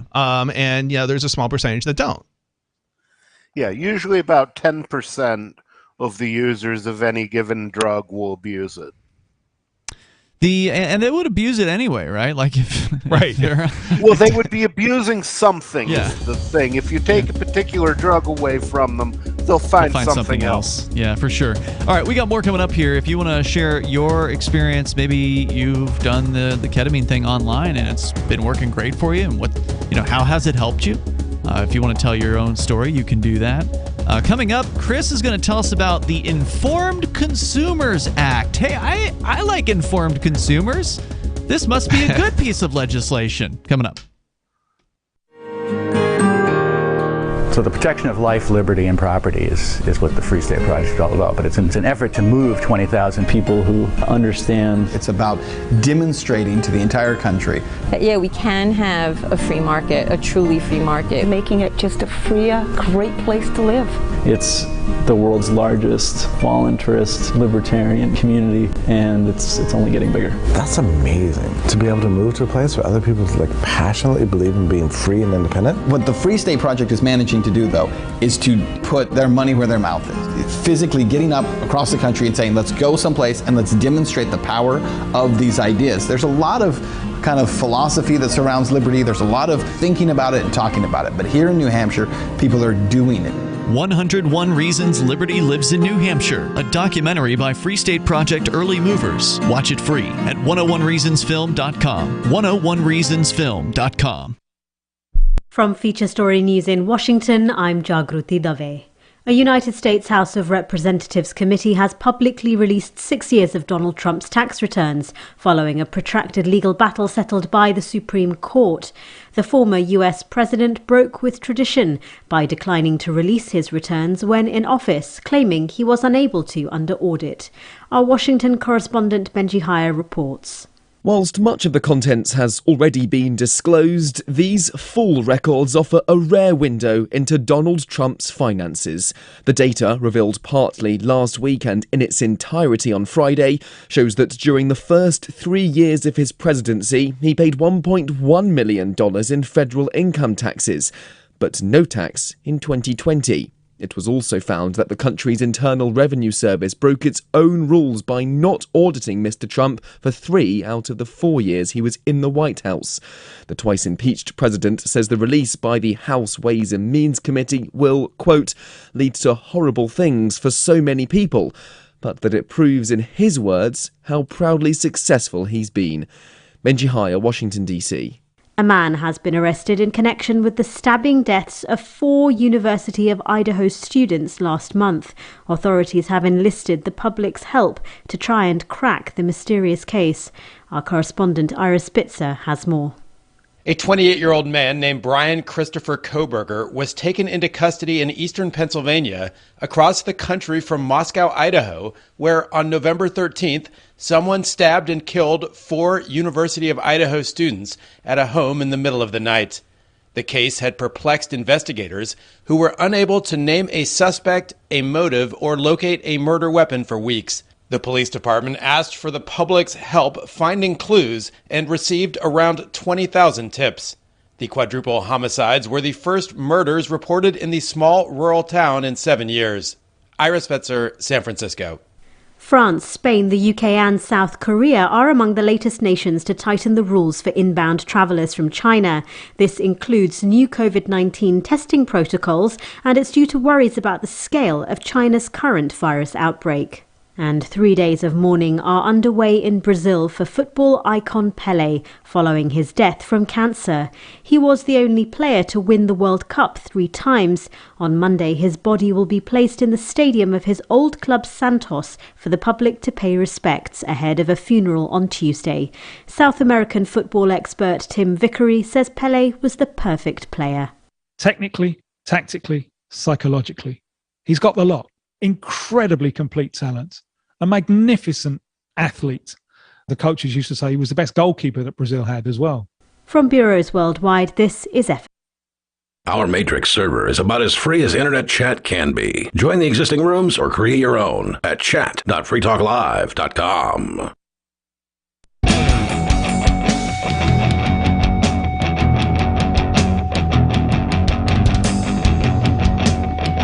Free Talk Live. Phones are open here, and you can join us. Ian Chris and nobody in the studio tonight. Nobody's actually out of the studio, but hopefully will be rejoining us soon. The number here is 603-283-6160. If you want to join the show, you can bring up absolutely anything you want. It doesn't have to be about this telehealth thing. We're looking at ketamine, which is something that has always kind of, had its medical uses and had its recreational uses as well. And now it's easier to get than ever thanks to, of all people, the DEA during COVID providing an emergency declaration waiving the requirement for doctors to have to see patients in person. And that has freed up this market in a way that has been previously unheard of, in that now anybody can, as long as they've got the DEA approval to prescribe ketamine, they can prescribe it to somebody over the phone or over a video screen, basically, which means that if you're a doctor willing to do this, you're opening up your marketplace to the entire United States instead of just, 60 miles around or whatever. So it can really open up a business for somebody. And in this case, this guy that they're interviewing here, a doctor outside of Charleston, Scott Smith, he has now has thousands of patients. The majority of them are online patients for ketamine. Now, they have a lot of requirements around the prescriptions of ketamine. According to the story here at the Washington Post, the FDA had approved a nasal spray derived from ketamine called Spravato in 2019 to treat severe depression. But that approval came with strict guardrails to ensure patient safety, a nod to known side effects such as altered consciousness and increases in blood pressure. The FDA requires that patients be monitored by healthcare professionals for 2 hours after they take Spravato. In addition to mandating certain steps for clinics and pharmacies, these safety measures may have unintended consequence, some ketamine scholars say. Rather than going through the extensive FDA requirements, more patients and doctors may turn to what is known as off-label ketamine, ordering the generic variety that the FDA has approved for anesthesia to instead treat depression. Ketamine clinics have opened up across the nation to provide the generic version through an IV infusion, which is, I guess, what you were talking about earlier, Nobody. Yeah, that was the original Johns Hopkins study. Well, was IV drips. And well, now, with a federal waiver of requirements to treat patients in person, more healthcare professionals and venture capital-backed startups are prescribing ketamine in the form of dissolving tablets that patients can take at home. The growing use of off-label ketamine outside direct medical supervision has aroused concern among some psychiatrists who worry there isn't enough evidence to show it's safe. Gerard Sanacora, the director of the Yale Depression Research Program, who led a team that pioneered ketamine to treat depression, said, "I'm very concerned about treatments that deviate too far from the standard recommendations given by the FDA. I really do believe that is one of the major advances of psychiatry in the past half-century, but we have to be very careful to continue to develop this responsibly." And, once again here, this is just somebody who's a complete inside-the-system person who says, oh, well, doctors can't make their own decisions with their own patients about what's working for them. You have to follow the FDA's rules. Yeah, I mean, and you have to really wonder, what's holding back? I mean, if this one doctor alone has thousands of patients, what's holding back a study? The only thing holding back a study is the government. That's a good point. I understand the concern, said Juan Pablo Capello, the chief of a Miami-based company, New Life, spelled N-U-E, New Life, launched in 2021 to provide virtual ketamine therapy. He said further, what really I spend my time thinking about is suffering that's going on today and how to alleviate it. Among telehealth companies offering ketamine, the details vary, but the model is similar. Patients meet with a doctor virtually to determine whether ketamine therapy is appropriate. If so, a provider orders generic ketamine lozenges from a pharmacy. The patient's mailed a dose with instructions to have a sitter present while they take the ketamine and to how to follow up after the experience. Prescribing practitioners work with patients to adjust the dose and monitor their symptoms. The telehealth model allows ketamine providers to offer the treatment at lower cost than infusion clinics, which can run hundreds of dollars per session. So not only does this make the actual prescribing of it easier in that you don't have to physically go to a doctor's office, It makes the dosing of it easier because you don't have to go into some other office to get an IV drip. You can just take a pill at home with your loved one sitting there to make sure that you don't go into some sort of, I don't know, K-hole or something. I mean, and the crazy thing is it's not like you can't get medical help if something doesn't go right. You know, it's like as long as there's somebody sitting next to you, well, guess what? You can still go and get medical help. Yeah, and we're not hearing about like some crazy number of stories about people going into K-holes from taking these pills. I mean, if there was an epidemic out there, you can better believe that the drug, the drug prohibitionists would be pushing those stories. Right? If somebody goes into a K-hole, which is what they call it, by the way, when you take too much ketamine, you basically get tranquilized, like it's horse tranquilizer, right? When you go into the I don't know if they use it with cats or with horses. I think cats and dogs mostly. Is the horse tranquilizer something else? PCP. Oh, okay. Well, which does not tranquilize humans. What does it do? It's a very strong psychedelic, and it can be nasty stuff. I don't recommend it at all. So, according to the story here, Ryan Magnuson is the chief executive of ketamine provider WonderMed. He said in a statement, quote, "At home ketamine has increased accessibility for those who may not have access to ketamine clinics due to physical location, cost, and time commitments. Further, these telehealth providers are trying to translate their patients' experiences into a scientifically rigorous proof that ketamine is safe and effective to take at home." So it sounds like they are trying to do the study that you were suggesting, Chris. Company websites highlight research findings alongside images of blissful-looking people in warm hues, though the scientific claims at times lack context. For instance, New Life cites an American Psychiatric Association publication that ketamine's effects are rapid and robust, without mentioning another passage in the same paper, quote, "We strongly advise against the prescription of at-home self-administration of ketamine," unquote. The association still maintains this view. But that's the American Psychiatric Association. Oh my gosh. That's the same group of people that in this entire article, every time they interview one of them, they're always talking about how you shouldn't be able to do this at home. And you need to be under their provision, under their offices, under their... And paying them. Right, spending hundreds of dollars per session. Yeah, this is the same group that says homosexuality is a mental disorder or disease or something. The Psychiatric Association. Yep. There's a and the way they get to their results is not through science or studies. It's through basically a board voting on what should be in it. There's no science behind it. So it's political. It's all political. Yeah. Let's see what else. WonderMed proclaims that over 90% of patients see an improvement in anxiety and depression. But that is among those who have reported on their well-being, and some 40% have not. MindBloom similarly touts 89% of its clients report improvement for these conditions, but the figure comes from a study where more than half of the participants did not report any follow-up data. Despite incomplete data, the study is a point of pride for MindBloom. Their chief executive and a ketamine patient himself, Dylan Bynum, said that it is the largest ever peer-reviewed study on ketamine therapy, showing that 63% of over 1,200 patients had a clinically significant improvement in their anxiety and depression, and fewer than 5% reported side effects. So, I mean, these are pretty important numbers here. The study had some limitations. It didn't compare ketamine treatment with a control group receiving a placebo, which is the gold standard for gauging a drug's safety and impact. That is something that they should have probably left out. I mean, generally when you're doing studies on drugs, you always want to do a placebo study as well. Because in a lot of cases, the placebo will do as well as the drug, which is kind of an interesting thing to look at. But then again, these people aren't the actual drug manufacturers. They're just the people that are trying to connect the users with the thing that they want for whatever reason they want it. Now, the question is, can you crush up one of these pills, or are there things in them that prevent you from doing it that way? Like, a drug user may not want to take it orally, but they may put other things in there to make that difficult.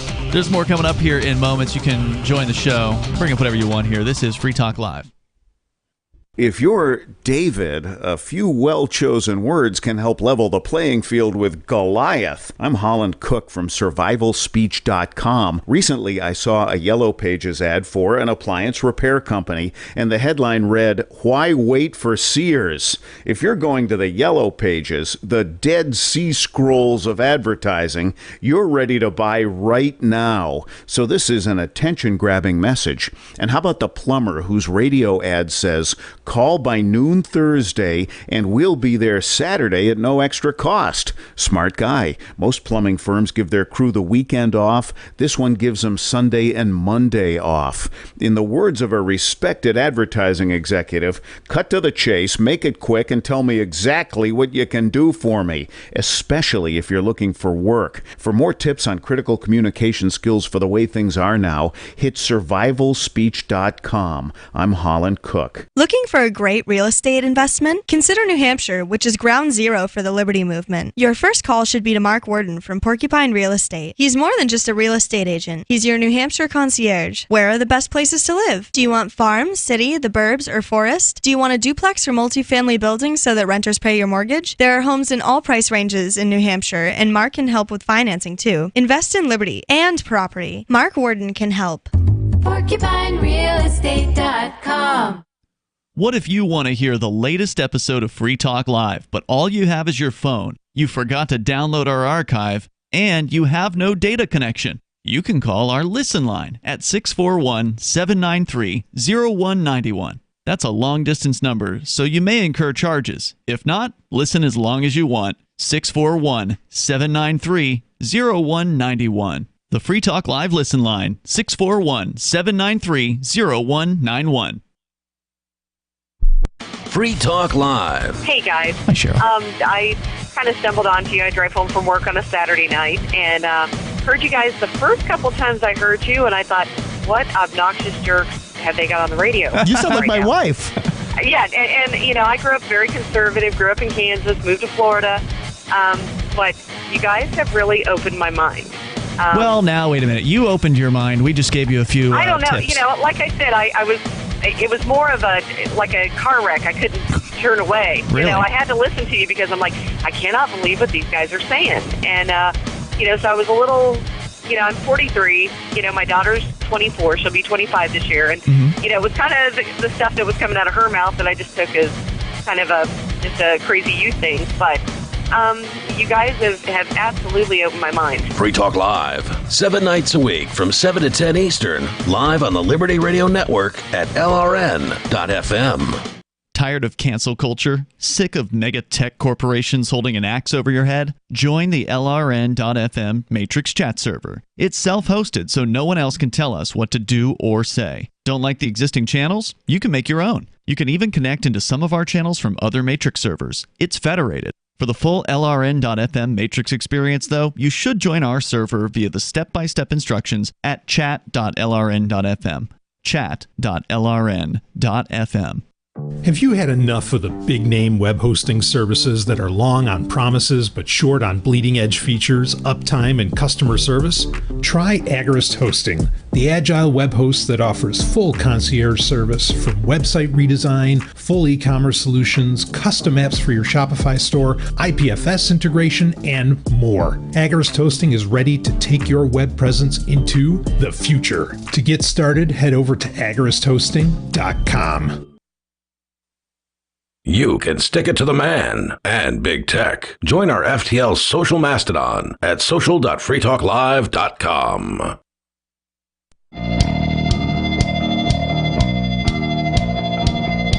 It's Free Talk Live. Coming up, we're going to get into the Informed Consumers Act. Is it what it sounds like? What was the Patriot Act? What it sounded like? We'll find out. Chris has a story about that coming up here. With you tonight, you do have Ian, Chris, and Nobody, and the phones are open if you want to join the show. Of course, the number is 603-283-6160. We're in a fairly in-depth story here about ketamine being made available online through what is an emergency declaration by the DEA that has allowed for doctors to prescribe ketamine online during, quote-unquote, the pandemic.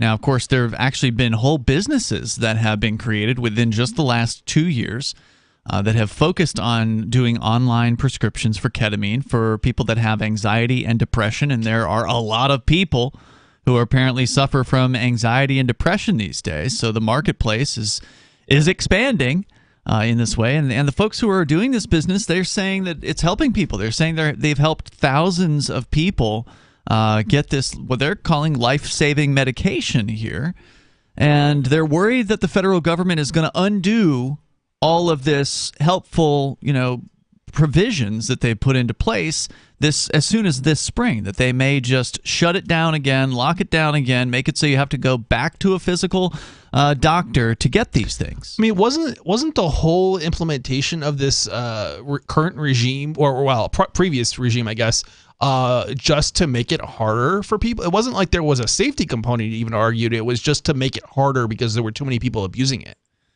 Isn't that how it got started? Because weren't the prescriptions? It didn't used to be the case. I thought that you had to go back again and again and again to get a prescription every month. It was just you would normally get a couple refills, and then you'd have to go back to see the doctor. Isn't that typically how I don't know. prescriptions Nobody. work? Are you any more familiar with this? Is he there? Nobody. You there? I'm sorry, I missed that. I missed the question. Yeah, I was under the impression that it used to be, maybe 20 years ago, you get a prescription and you wouldn't have to go back, every month to get it renewed, to see a doctor every month. And that was something that they implemented in the last decade or so. Do you know about what it was before? That does not apply to controlled substances. You cannot get a refill on a controlled substance. Oh, so you always have to go back to the doctor every time? Or now you can call in. Right. But what was it before, 2 decades ago? Was it that way still back then? Because I thought they changed that at some point, in the last decade or so. I don't know in that much detail. Okay. Well, if you do know the answer to Chris's question, the number is 603-283-6160. A little bit more here from this story, the Washington Post. Again, the guy is Scott Smith, who's the doctor they've been focusing on in this story. He used to work in an emergency room in the early 1990s, and at the time he knew that ketamine was a drug that could be used to sedate patients. His understanding began to shift with the experience of his wife, who, after suffering from depression, had tried ketamine infusions. He said, You're supposed to do that while you're suffering from depression, not after. I think she was still suffering from depression. But okay, he said because that otherwise you're just closing the barn door after the horse is out. Yeah, he said he had lost the person that he had married, and he said that after her ketamine treatment, quote, "I got my college girlfriend back. That was a life-changing event," he said. He describes himself as a person who gets obsessed with things, and then they describe the things that he's interested in. Ketamine is his latest fixation. He closed his brick-and-mortar family practice during the pandemic to focus on ketamine by telemedicine, where patient demand was higher. People began reaching out to him on Reddit, where he posts under the handle Ketamine Dr. Smith to see if he could treat them. With a federal public health emergency declaration, he could. It took getting licensed in states where the patients lived, though, he said. He went all in, obtaining licenses in 45 states in addition to South Carolina, according to the Washington Post review of state licensing databases. His Louisiana license expired in May. In July, an Alabama law required telehealth providers to meet patients in person to prescribe a controlled substance like ketamine. Initially, though, he said it was like building a bridge while you're driving across it.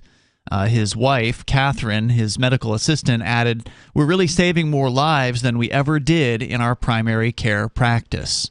Smith estimates that about 5% of patients who come to him aren't good candidates for ketamine therapy, and he declines to treat them. Occasionally, younger patients will ask for a prescription simply because they want to try the drug. He says they think it's like an internet service. There's like a drive-through window at McDonald's for ketamine. Smith only treats patients for a legitimate medical purpose, he says, usually for depression, anxiety, or post-traumatic stress disorder. His patients generally pay $250 a month, which includes the supply of ketamine, 10 tablets at a time. Seems a little hefty. Yeah. But then again, I don't know what ketamine costs. And follow-up. And then they did point out that the IV thing, you got to pay hundreds of dollars per dose. So I guess 10 tablets for $250 is a lot cheaper. You know what seems weird about it, too, though, is it sounds like it's including the ketamine as opposed to... Yeah, as opposed to getting a prescription and then what you're really paying for is the medicine. In contrast, you can get a gram of ketamine for like $50 on the dark web. Okay. That sounds a lot cheaper. Yeah. Yeah. I think I'm going to go with the later approach. But then if you get caught with it and you don't have a prescription for it, then you're looking at criminal penalties. Whereas if you have a prescription for it, then you're probably going to be okay. That's probably true. Right. It would be interesting to get the prescription once and make your future orders off the dark web. This is not legal advice, but it is No, an it's interesting, not. That is an interesting suggestion. A lot of interesting things are bad ideas. More than half respond well, he says, of those who he treats, and he will prescribe ketamine for 6 months and then encourage them to stop taking it. Ketamine does, because, in a lot of cases, some of these drugs that we've been seeing that are quote-unquote illegal or recreational, they're showing a lot of potential in some of these studies that are being done on people. We've talked about psilocybin and mushrooms for treating people with PTSD. And have they been doing mushrooms for depression? Nobody? Have you? I feel like I've seen some study about that, but I'm not 100%. Yeah, mushrooms have also been used for depression. Yeah, that's what I thought. So, we've seen some pretty interesting studies. MDMA also, I think, has been used in some pretty positive results. And what they found, at least in the mushroom studies that we've seen, that people that have PTSD who have tried every other, sort of legitimate quote-unquote medical therapy for it and failed have had success with one dose of mushrooms. Yeah, you know what else it's interesting too is I mean I don't know about this specifically, but I also am aware that with other drugs in many cases, you can be on them for a couple years and then not need them anymore. Right. You can just kind of wean yourself off and unlike and antidepressants where you have to take those for the rest of your life in many cases. Yeah, quite often the mushroom treatment, as I understand it, there would be 3 doses. Right. And that's lifetime. Right, because you are actually, in those cases, you're addressing the actual root problems. Because you don't want to just treat something like depression or anxiety with a pill that tries to cover it up, which is essentially what a lot of these antidepressants are doing. They're just covering up the symptoms after the fact. Whereas when you go in with something like with mushroom therapy, for instance, or perhaps with this ketamine, I don't know enough about it, but with things like mushroom therapy, you can literally have someone cured in relatively short order, and this is something they've been studying now for close to, I think, most of 2 decades at this point, and it's very, very promising stuff. Go ahead. Definitely. According to the story here, by taking ketamine orally, patients absorb less of the drug and more slowly than they do if it's administered through an IV. Smith says he thinks this reduces the risk of side effects. And because he doesn't physically watch patients take ketamine, he acknowledges it is possible for them to take the drug inappropriately, taking multiple doses at once to get a high, for instance, or selling the ketamine to others. Still, he says he has ways of holding patients accountable, such as having them do a pill count on screen to see if they're taking the doses as directed. He says that at first he scheduled virtual appointments with patients in the evening and would stay by his computer for 90 minutes. He said, because he was worried something might happen, he said, it was so incredibly uneventful and such a poor use of my time. If a competent adult has someone sit with them, that is adequate. He says he takes this seriously as far as, he's worried he might have his medical license taken away. He could be fined. He could do jail time for continuing to treat people who may be abusing ketamine. Of some 3,000 patients, he said there have only been 2 who wanted to abuse the drug, and he stopped prescribing and arranged follow-up care for them. So I think this is great news. Kudos to this guy, and kudos to these companies that are, taking some level of risk by sort of putting themselves out there as these online prescription services for this drug that, it's got some negative publicity surrounding it. But they're doing it, and they're probably helping a lot of people in this case. And if a handful of people are getting some recreational ketamine from it, I don't think that's going to be the end of the world either. They got recreational ketamine before. Yeah. Yeah, there was always the dark web. And there still is. Right. The number is 603-283-6160. You do your own research, though. Hour number 3 is coming up here. It's Free Talk Live. So you've signed the Shire Society Declaration and are planning your move to New Hampshire to be around more liberty-oriented people. Next, sign up for the Shire Society Forum at forum.shiresociety.com. There are a bunch of people there who are already in the Shire, and they want to meet you. If you're already in the Shire physically, you should also come by the forums. Remember, not everyone uses Facebook. New people are signing up for the Shire Society Forum every month, so drop in and say hello at forum.shiresociety.com. Are you tired of governments murdering people around the world? Stop using their money. There is an alternative. Bitcoin is a stateless, free market, non-political currency. Bitcoin cannot be inflated or controlled by any government. By using their money, you are helping the state. Stop doing it. You have an incredible alternative available now. Learn it, use it, spread it. Get started with Bitcoin at bitcoin.com. That's bitcoin.com. The new 4th edition of Healing Our World, The Compassion of Libertarianism, will take your understanding of liberty to a deeper level and has over 1,300 updated references, new cartoons, and a foreword by Dr. Ron Paul. With discounts for multiple book purchases, the 4th edition of Healing Our World is a great gift for the liberals, pragmatists, environmentalists, and Christians in your life who think libertarianism is cold-hearted. Get yours today at healing.freetalklive.com and use promo code FTL for a $5 discount. If you want to know the latest about Free Talk Live before we go on the air, all you need to decide is how you want it delivered. It's your choice. Visit news.freetalklive.com to receive our usually weekly news updates by email. Plus, we have a Twitter account at twitter.freetalklive.com, and you can follow us on the decentralized Mastodon platform at toot.freetalklive.com. So please follow us at toot.freetalklive.com and sign up for our emails at news.freetalklive.com. You're listening to the live edition of Free Talk Live. Hour number 3 is next after the news here on the Liberty Radio Network at LRN.FM. From Feature Story News in Washington, I'm Jagruti Dave. A United States House of Representatives committee has publicly released 6 years of Donald Trump's tax returns, following a protracted legal battle settled by the Supreme Court. The former U.S. president broke with tradition by declining to release his returns when in office, claiming he was unable to under audit. Our Washington correspondent Benji Heyer reports. Whilst much of the contents has already been disclosed, these full records offer a rare window into Donald Trump's finances. The data, revealed partly last week and in its entirety on Friday, shows that during the first 3 years of his presidency, he paid $1.1 million in federal income taxes, but no tax in 2020. It was also found that the country's Internal Revenue Service broke its own rules by not auditing Mr. Trump for 3 out of the 4 years he was in the White House. The twice-impeached president says the release by the House Ways and Means Committee will, quote, lead to horrible things for so many people, but that it proves, in his words, how proudly successful he's been. Benji Heyer, Washington, D.C. A man has been arrested in connection with the stabbing deaths of 4 University of Idaho students last month.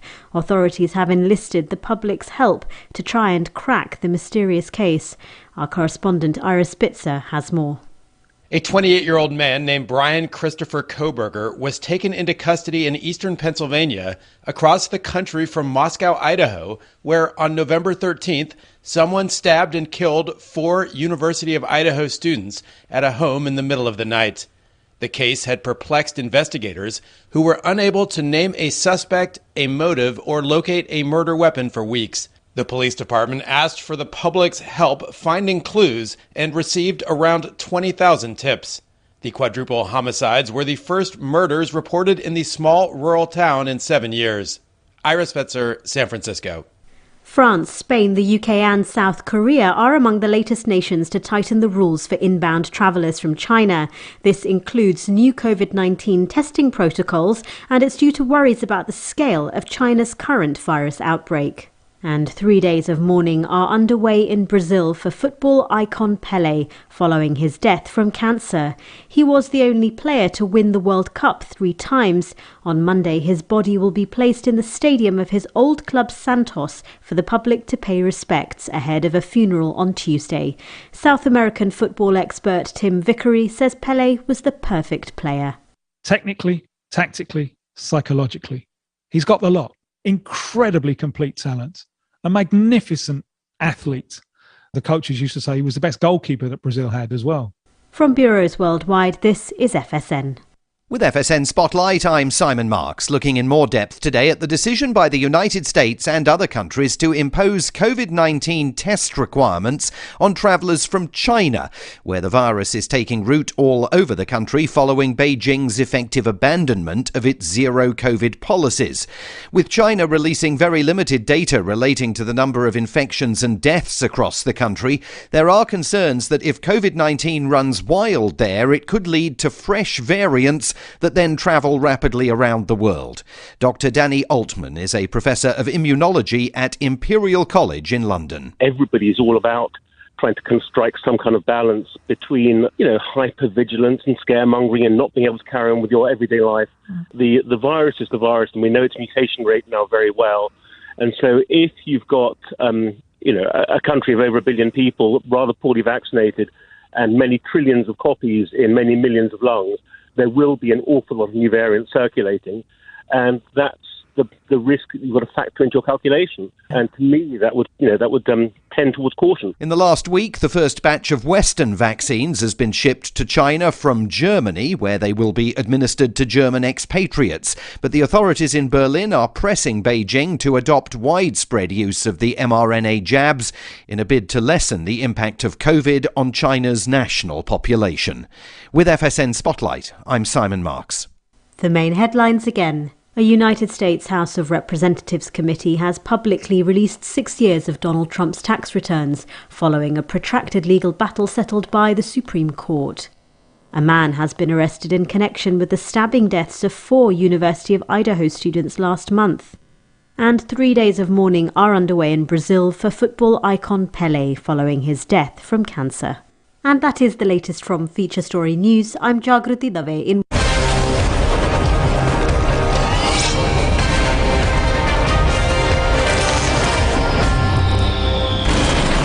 Welcome back to the War for the White House bunker. A troubling new report from the Shuttleworth Institute shows that due to Facebook, every potential candidate for the 2040 presidential race, no matter how smart or accomplished, is now completely unelectable. I'm standing in the 2012 Democrat with Jason Copeland. Jason, walk us through this. Yeah, we're looking at really a political crisis. The Democrats are currently searching basements and creepy backyard sheds in search of somebody who was kidnapped at a young enough age that they have no online presence. That is a very interesting tactic. And the GOP has been looking at this young man. This is a 20-year-old Jeeves Jones. He's currently living in Appalachia with his fundamentalist Christian grandmother and no electricity. So Jeeves has no Facebook page? Jeeves does not. In fact, he's completely illiterate. And the Republican Party has begun grooming him for a possible candidacy in 2036. All right. Well, at least there's someone. Thank you, Jason Copeland. Thanks, Andrea.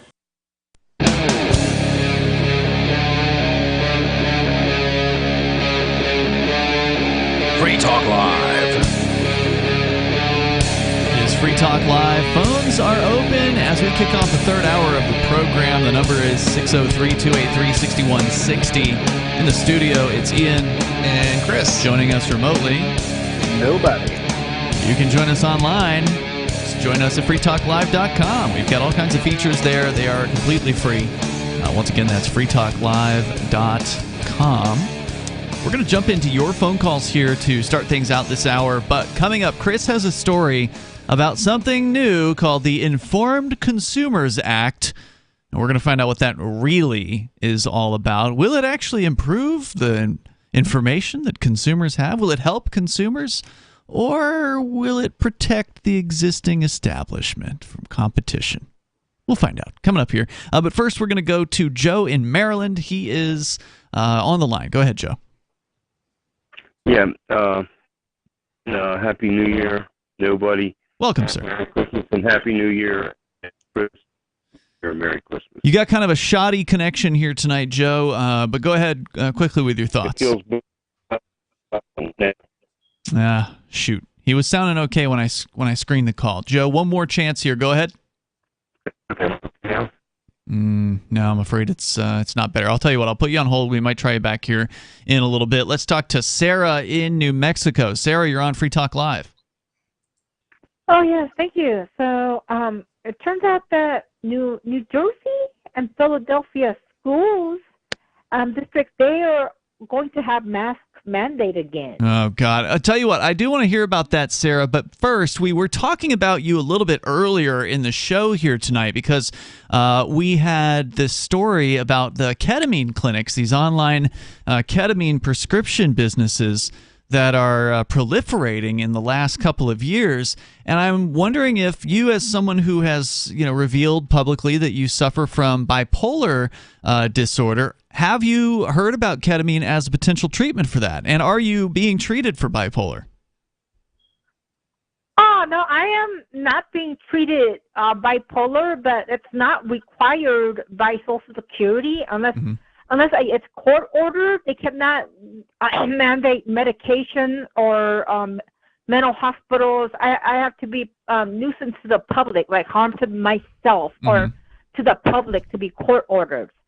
So, no, I am not getting any kind of treatment. Would they pay for it if you wanted to be treated for bipolar? Would that be covered by your Social Security?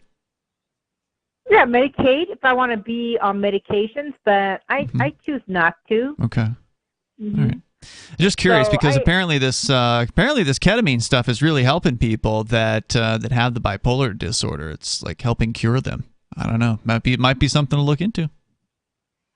Well, I think I'm if you're not cured, though, you don't have to earn a living. So, I got to call in today at the KKOB, the local station, and I brought up that speeding cameras were the best thing that happened all this year. 10 speeding cameras. Did they agree with you? 2022. Well, both of the host and city councilor, Pat Davis, they kind of opposed it. But the thing is that the host said that he had to snitch out his son because he was driving his car. And so he had to pay it or make him go do 4 hours of community service. But it's got instruction to have to snitch people out that followed your car. And it's usually your family or people, your best friend. So you better pay up. So wait. Why would you have to snitch on anybody? Wait. Just to clarify what you said, Sarah, you're saying that when people get the ticket from the automated cameras, it has instructions on how to snitch on who is actually driving? Right, that's correct. So in this case, do you get it, Chris, to where but why would you have to snitch? All you'd have to say is, I wasn't the driver, right? Well, they want to know who really was, and they want you to reveal that. I mean, they would have to force you to testify or subpoena you or something in a court. Or they can just convince you. That's what they're trying to do. They're trying to convince you to testify against your your lover or your best friend. And what if you don't remember or you don't know who the driver was? Indeed, you don't have any obligation to talk to these people. Right, for sure. All right, Sarah. So let's talk about the mask mandate. So you're saying that New York and New Jersey, they may be bringing this thing back. Right, I guess for duration until like March or something. I mean, during the this season, because the flu is so bad and the COVID is still out there, so those areas they do have the mandate. But I'll tell you that I wear my mask when I ride the bus and I wash my hands, and I just appreciate other people that are wearing a mask inside the stores. And you know what? I don't appreciate those people. What kind of mask are you wearing? I do. Huh? What kind of mask are you wearing? Just a cloth one. I don't know you have to order online those. Are you aware those are completely ineffective? So it's just a decoration. I'm not a computer. You got to order online. She didn't answer. Did you hear his question? Are you purposely ignoring the question that he asked you? You did not. I mean, I think they work. I mean, as far as I'm concerned, there's a mask mandate because it does help out quite a bit. It doesn't, though. It doesn't.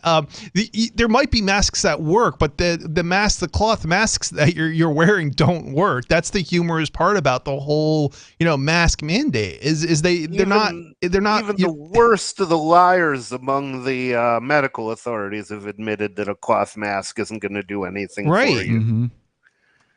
I mean, that's your reality. That's right. This is her reality. Listen, we're not repeating. Right. Does Dr. Fauci live in your reality? Because he has admitted that cloth masks aren't going to do anything. Sarah, for you. I just want to point something out. This is not my opinion, right? This is what like the medical establishment has been saying. If you actually pay attention to what's been in the news, and you've been following it, they don't work. It's not that masks can't work. It's that they don't work in this particular case for this thing. They might work in other cases, like for example, with like dust and things like that, like when workers work on houses and things, but they're not working. They're not going to work to keep the viruses out, or they're not effective for that. An N95 mask may well work. That's what people wear when they're working with this kind of stuff. Yeah. But, yeah, cloth mask, no way. Well, the thing is, to me, I mean, but I think in Philadelphia and New Jersey, they're doing a really good thing because don't they have a lot of high concentration of population, and all the kids are all bunched up, so they don't really have much option. Sure they do. RSP. The people who don't. They have a lot of option. If wearing a mask protects you, or you believe that wearing a mask protects you, wear a mask. If you don't believe that it helps you, don't wear one. I'm just blown away by the fact that people are wearing these cloth masks. It's like if you wore something that like might have some sort of impact, like I understand that you're doing something that makes sense. But when you wear something that has absolutely no effect, you're just doing it for political reasons. It's for she wants to signal to people. Right. She wants to feel good. She has a belief about this, and her belief is completely erroneous, but regardless, and of course even the ones that quote unquote might work, like an N95 or whatever, everybody's always using them in an inappropriate manner anyway. They're always touching it, the mask constantly. They're touching their face. They're so like it's not really, they're not doing the right protocols along with the mask. No, and anyway. You're right about that. There is a procedure, and this is the funny thing is if you looked back like a couple years before COVID, there's a procedure and there's there's directions for medical people to how to wear these masks so that they actually are effective. And you're right, just getting an N95 mask in and of itself that's not all you have to do. You actually have to wear it correctly. Right. And plus, Sarah, I mean, you're talking about... If you're still masking, reading the side of the box would be a good idea because the cloth masks say on the box, literally, this will not protect you against COVID. Yep, I've seen it. Yeah, I have too. Thank you, Sarah, for the call tonight. Well, I'll call another night. You will. She calls every night anyway. 603-283-6160. That's 603-283-6160. Plus, all of this hubbub is over a disease that has been shown to be fairly safe, all things considered. You only have a chance of dying from this thing if you are morbidly obese and have other, problems. Complications. Yeah, serious mental or serious physical issues. And you're up in your age with those serious issues. More coming up here. It's Free Talk Live. Hey, you are going to love the movie Victimless Crime Spree. It's hilarious, heartwarming, and carries a ton of inspiring freedom messages. Feeling down about the lack of liberty in your life? You need to put on this film with some friends and have a good laugh. It's a true story about me and my friends in New Hampshire living free, singing, dancing, and getting arrested. Of course, it's all on video, and the bad guys, the cops, judges, bailiffs, and sheriffs, they all play their part like it's out of a movie or something. You would think we scripted the whole thing, but it's real life. Go ahead and have a watch, and if it's been a while, have another look. I guarantee you'll notice things now that you didn't notice before. And the best part is that you're going to walk away feeling a renewed sense of your own power. You are the master of your destiny, and you will be free in your lifetime. Victimless Crime Spree. What if you want to hear the latest episode of Free Talk Live, but all you have is your phone, you forgot to download our archive, and you have no data connection? You can call our Listen line at 641-793-0191. That's a long-distance number, so you may incur charges. If not, listen as long as you want. 641-793-0191. The Free Talk Live Listen line, 641-793-0191. Do you feel like your nation, state, or community no longer holds your values? Have you dreamt of a place where people agree that liberty is important and are free to pursue their projects so long as they respect the property of others? There are many people just like you that are discovering freeprivatecities.com. Their social media links are at the upper right of the page at freeprivatecities.com. All skill levels will be needed when the first of the Free Private Cities opens. It's sooner than you think. Stop arguing and build. freeprivatecities.com.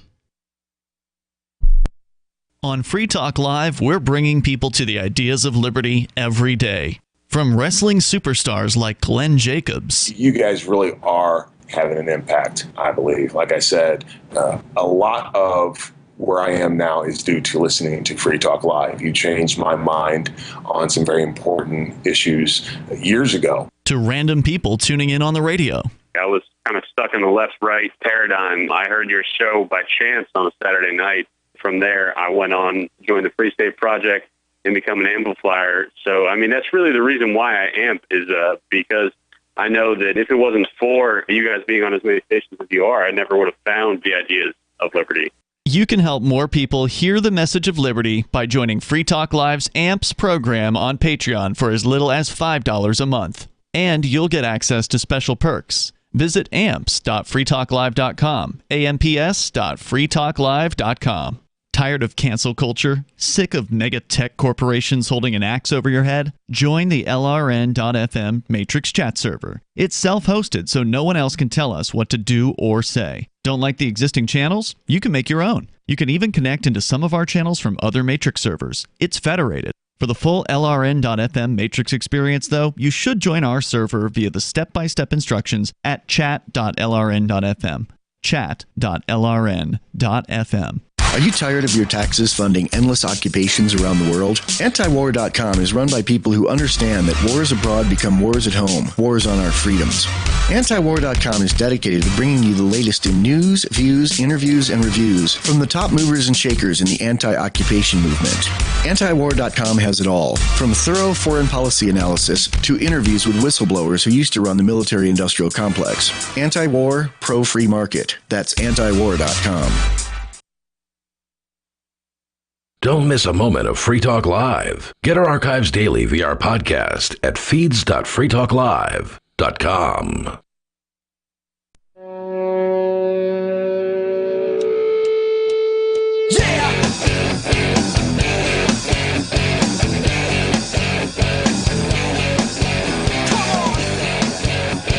Hey, it's Free Talk Live. The phones are open and you can join the show. Bring up whatever you want.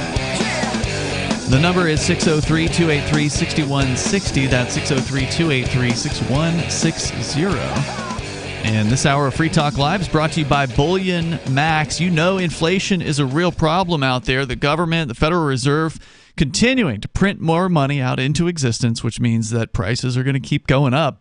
What do you do about it? Well, savvy investors have been diversifying into some of the most stable assets in recorded history.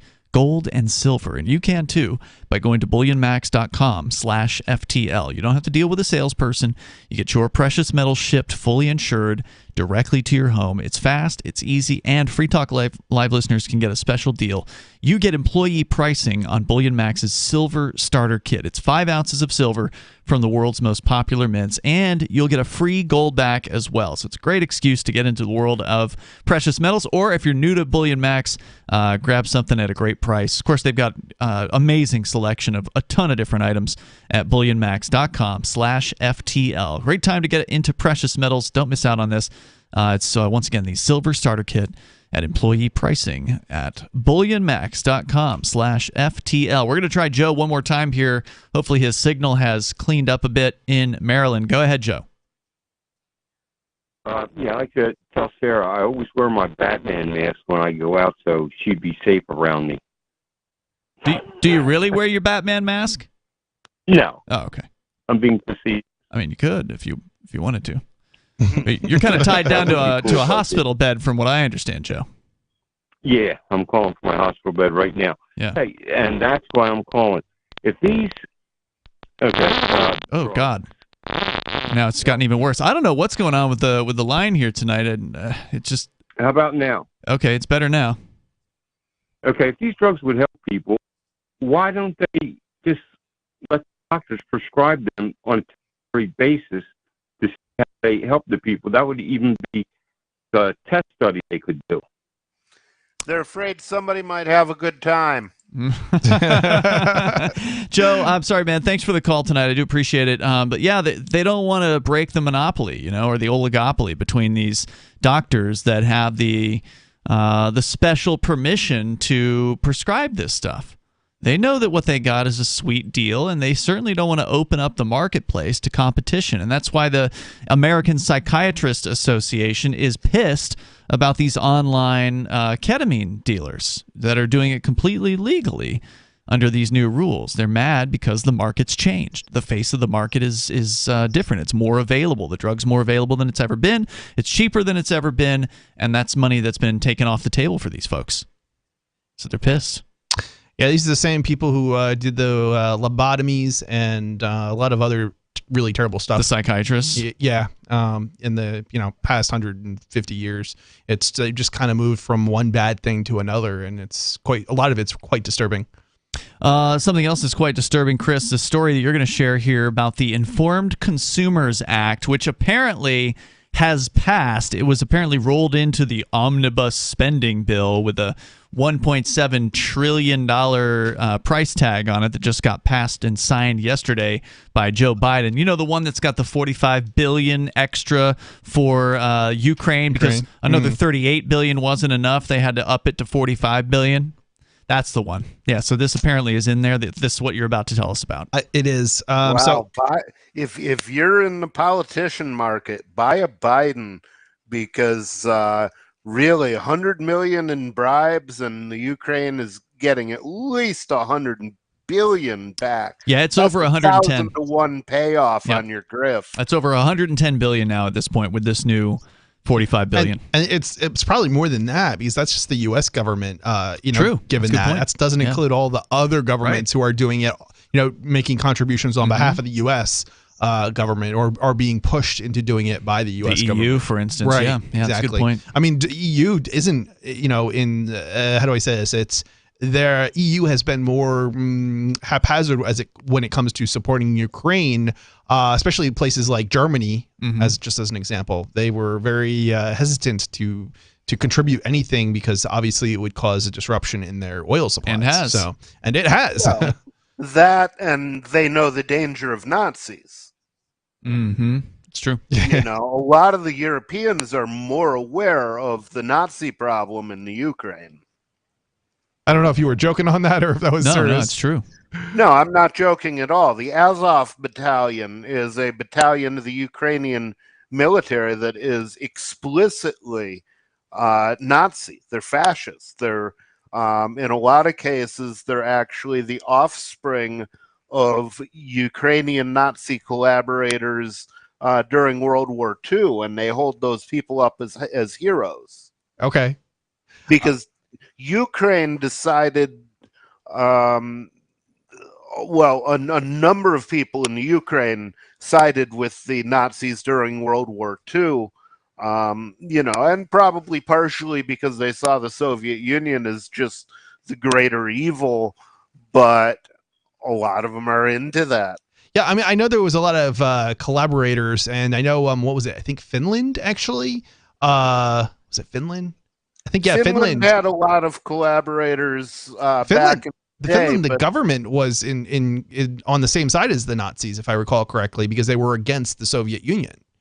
I think they had a non-aggression treaty with the Nazis, but I don't think they had anything beyond that, although there were people who wanted to. Okay. Yeah, I mean, obviously the reasons for it weren't necessarily because they supported the Nazis, just that they had a bigger enemy to concern themselves with next door, which is Russia or Soviet Union at the time, I guess. Yeah. Yeah. All right, Chris, what do we need to know about this news story here? This story is from the AP News. Funding bill targets online sites amid retail theft concerns. So they're portraying this as a retail theft issue. Which has been a problem in places like San Francisco, where people have been literally just walking in broad daylight, filling up knapsacks full of items and walking out. Sure. But what this has to do with that, I have no idea. That's something that's been an issue for I don't know, since the 90s at least. Oh, I get where they're coming from. There's been a big change in that issue recently, though. What's that? Well, there have been a number of district attorneys who have been saying, we're not going to prosecute you for a theft less than $1,000.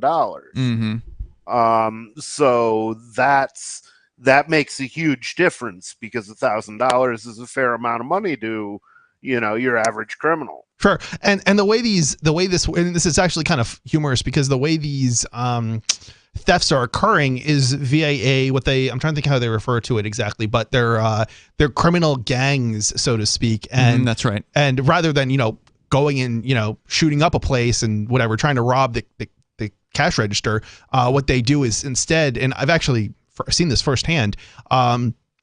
I mean, this was not recently. This would have been like, I don't know, early 2000s. So this has been going on a long time. But they actually will come in, a group of them in a car, will drive up in a car. You'll have 7 or 8 people. They'll walk in one after another, and they will basically try. And back in those days, they would try to return goods that were stolen from another store and get money back for thousands and thousands of dollars of goods. But you'll know it's a gang because they come in like every 5-10 minutes, one right after another, and they'll be like at a place like, where I was, it was a very white area. More coming up. Free Talk Live.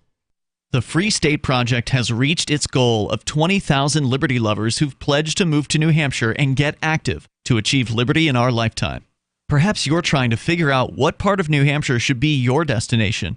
If so, consider Keene. You'll find more than 150 reasons to move to Keene at move.freekeene.com. Keene is famous for its historic, publicity-generating activism, as well as being the liberty media capital of the world. It's home to freekeene.com, New Hampshire's destination for liberty activism, news, and opinion. For years, we've been compiling over 150 reasons to move to Keene at move.freekeene.com, where you'll learn about some of what's happening here and what makes Keene a great place to live. If you love liberty, you'll probably enjoy anywhere you end up in the Shire. But do your due diligence first. Please visit move.freekeene.com for the full list of over 150 reasons to move to Keene. That's move.freekeene.com.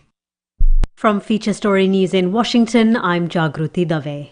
A United States House of Representatives committee has publicly released 6 years of Donald Trump's tax returns, following a protracted legal battle settled by the Supreme Court. The former U.S. president broke with tradition by declining to release his returns when in office, claiming he was unable to under audit. Our Washington correspondent Benji Heyer reports. Whilst much of the contents has already been disclosed, these full records offer a rare window into Donald Trump's finances.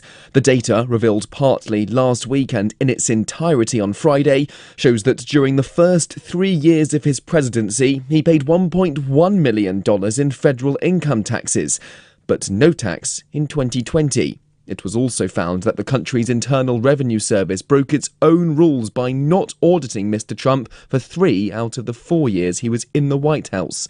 The twice-impeached president says the release by the House Ways and Means Committee will, quote, lead to horrible things for so many people, but that it proves, in his words, how proudly successful he's been. Benji Heyer, Washington, D.C. A man has been arrested in connection with the stabbing deaths of 4 University of Idaho students last month. Authorities have enlisted the public's help to try and crack the mysterious case. Our correspondent Ira Spitzer has more. A 28-year-old man named Brian Christopher Koberger was taken into custody in eastern Pennsylvania, across the country from Moscow, Idaho, where on November 13th, someone stabbed and killed 4 University of Idaho students at a home in the middle of the night.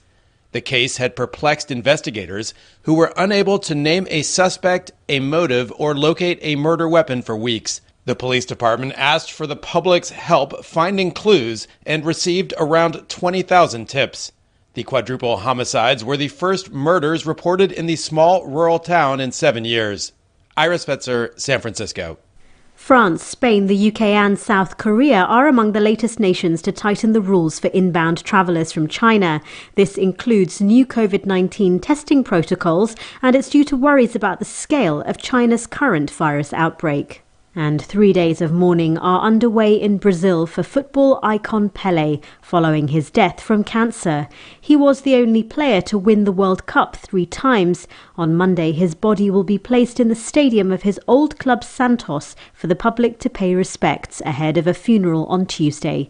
South American football expert Tim Vickery says Pelé was the perfect player. Technically, tactically, psychologically, he's got the lot. Incredibly complete talent. A magnificent athlete. The coaches used to say he was the best goalkeeper that Brazil had as well. From bureaus worldwide, this is FM.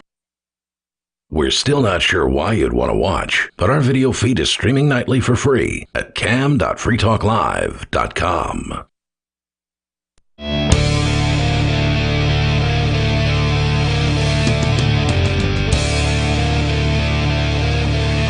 Free Talk Live. Phones are open here, and you can join us. The number 603-283-6160. Chris is going to tell us about the Informed Consumers Act, which apparently has just been passed by the federal government, Congress, signed by the president in the form of this new omnibus spending bill, the $1.7 trillion bill that just got passed. It's going to be given all kinds of, boondoggle money to corporate-connected individuals and that sort of thing. The usual political log rolling and back scratching that is always happening in D.C. But now they're going to help inform the consumers, and we're going to find out more about that. I do want to say thank you, though, to Joseph Anania, who is a Free Talk Live supporter of our AMPS program. Joseph has joined over at amps.freetalklive.com, and you can too. He's doing $5 a month, which is all that we ask for. It helps us advertise, market, promote, and support Free Talk Live. So if you appreciate the work that we do here 7 nights a week, talking about the ideas of liberty and peace and freedom on broadcast radio and online as well, join Joseph, and you get access to certain benefits by doing that, like the AMP-only podcast, which has the recorded show, or the full radio show without any of the recorded ads. So you get that perk and more over at amps.freetalklive.com. Chris, tell me more about this Informed So-Called Consumers Act. What's going on with it? Yeah, so it got rolled into the, I believe it's called the Omnibus Spending Bill, but the spending bill that recently passed. This is where everybody just throws all the stuff that they want to because it's going to pass. Right, all the stuff that can't get passed, this is where it goes at the end of the year, because the spending bill has to pass. Because if they don't, then the government, quote-unquote, shuts down. Right. Yeah. 4,000 pages in this budget. So that's 4 times the length of Atlas Shrugged. They released it less than 24 hours before they voted on it. Sounds pretty typical. Yeah. Retailers are scoring one win in the government-wide spending bill, which will force online marketplaces like Amazon and Facebook to verify. I'm going to literally quote this right now because it's so ridiculous. High volume sellers on their platform amid heightened concerns about retail crime. Okay. They're not going after the criminals. They're going after sellers. And the number here, all right, hold on. I'll get to that in a minute. That ties back into the shoplifting story probably because, if you shoplift a whole bunch of diapers, which are surprisingly expensive, most of the time the guy stealing the diapers doesn't need diapers, he needs money, so he then takes that to eBay to sell it. It's not even necessarily like that's one way they do it, but there's other ways they do it, like they'll return the merchandise for store credit, and then they will sell the store credit. That's another way they do it. Well, that is an option, but this is the newer thing that what they're seeing with these big gangs that are doing this in like San Francisco is they'll hire homeless people, right? So the gangsters themselves aren't putting their own butts on the line to actually do the stealing. Okay. They'll pay a homeless person a fraction of the value of the products, or buy them some crack, whatever they sold, or whatever, right? Or whatever they steal, I guess. Yeah. Right? So they go in. The homeless person doesn't care, right? If they get caught, they're just going to jail, Sure. and then no big deal. And then of course, as you pointed out, some of the prosecutors aren't even prosecuting if it's less than $1,000. So they literally walk in with a knapsack, fill the thing up with products from CVS or whatever. They walk out, they turn it over to the gang, wherever it is their meetup is with the gang, and then supposedly the gang is moving so much product with this Because, I mean, these stores are trying to lock down all of the shelves. It's getting really crazy. Yep. They've got so much product, they've got to do something with it. They can't just take it all back into these stores. So they're going and they're selling them online. That's where this bill is purportedly, quote-unquote, trying to help by trying to identify the sellers, supposedly, so that might help maybe break a case or something like that. It's a stretch. It's a big really stretch. It doesn't protect consumers either. No, It hell no. protects No. the stores. Well, and that's the thing. And the fact that they're advertising it as to protect consumers is absolutely ridiculous. Because especially if we're talking about stolen goods, because the stolen goods aren't going to, there might be some examples you could pull. Like, for example, maybe if it's like, stolen medicine or something like that, which, maybe isn't maintained in, correct refrigeration or something like that. Mm-hmm. But I mean, how often does that really happen? I mean, that's usually the kind of stuff that's kept behind the counter, and there's cameras all over it, If it and requires it's locked up. refrigeration, it pretty much needs to be behind the counter, Right. because there are no refrigerated aisles in your local pharmacy. Yeah, they're not going in there. They're not stealing that kind of stuff. They're stealing, shampoo bottles, and they're stealing diapers and things like that. So they flip them on these sites. What this is, and we're getting to, I want to hear more about it, but it sounds like what they're doing here is they're actually protecting eBay and Amazon, who already do this stuff. They already have information about their sellers. I have an account on eBay that I have had since 1997. Okay, so I've had this thing for 25 years at this point, and there was something that I sold on eBay recently. I don't sell there very often, but every now and then I got something I want to sell. I'll sell on eBay, and of course the fees are worse than they've ever been. But the worst part about it now is eBay told me, after the sale, mind you, after they'd already collected from the buyer, oh, you want this money? Well, now you have to identify yourself. You have to put in your social security number. You have to jump through all these ID hoops. Was that eBay? Because not PayPal, but eBay. Yeah, PayPal and eBay are no longer the same company anymore. So both eBay and PayPal were demanding that of you. PayPal has nothing to do with eBay anymore. They're no longer the same company. Right, I understand that. That's why I'm I'm wondering, because eBay will interface directly with your bank account now. Oh, right. That kind of makes sense. Yeah. Interesting. Yeah, I don't know. Oh, so they're already doing what this they're happened doing super recently. They asked you this, didn't they? Within the last year. Yeah, within the last year. I think I got a message from eBay myself, actually, within the last couple of weeks, and I just kind of I don't think I responded. Well, if you're not selling anything there, that doesn't matter. Well, I am, but my company is. But to get a payout, they're going to require that you jump through all the hoops if you haven't done that. Yeah, I'm probably. I don't know if I'm going to or not. But anyway, yeah, well, they ain't going to pay you then if you don't do it. That might be. They'll just hold the money forever. Well. I mean, I can stop doing business with eBay. But then they're going to hold the money, whatever it is that they've collected for you on your behalf. They're just going to sit there and hold it. Until you jump through their hoops. Yeah, I mean, that's a good question. I mean, so the way I think eBay is paying out right now is it gets to $100 and they pay out. I mean, that's not. Well, they're not going to pay out unless you jump through their hoops. That's their new policy. Okay. Yeah. I mean, that might be. So that's the thing. Maybe they saw this coming, or maybe they asked the government to do this, so everybody has to be on the quote unquote same playing field. That way it's eBay can go ahead. Also, there's the new thing where they have to report every payout of $600 or more. Yep, that's why they're collecting tax IDs and things like that. Yeah, I mean, this is. But they don't have to have any transparency on the money that goes to the Ukraine, because that's only a few $100 billion. Right, that's buying weapons. That's exempt. I mean, this is all the more reason why we need more decentralization and people running their own websites as opposed to being on these centralized platforms, because it ends up hurting everybody in terms of higher costs. I think it's 10% on eBay. It's 30% on Amazon. It's more than 10. More than 10%? It's got to be 15, 20, somewhere in that range. At least 15. Yeah, crazy. I'm not entirely sure what it is off the top of my head. It's highway robbery. It's I know it's high. It's absolutely amazing. What people are paying on these platforms. Oh yeah, and most people don't even know. And then I had a conversation with the buyer on direct messaging on eBay, and they're monitoring the messages, and they are looking for certain phrases like address. So if you try to cut a deal with somebody through their messaging system, I'm aware of this. They jump all over you, and they will ban you, and they will not deliver the message to the other person. if you try to cut any kind of deal outside of eBay. You know what's interesting about that is if it catches you, it doesn't actually ban you from the site automatically. It's just like it just says some sort of kind of vague message. It'll stop you from messaging that person. Right, it will. Yeah. But if you change it, at least the way it was working before, is if you change or remove that one word, it lets it go through anyway. So you can still do it. It's a pretty smart, annoying system that they have set up to try to keep their try to keep you buying through their site. It used to be dumber, it sounds like. Maybe they got better at it. Yeah, it's awful. All right, so more coming up here. You can share your thoughts. The number is 603-283-6160. They need some good competition.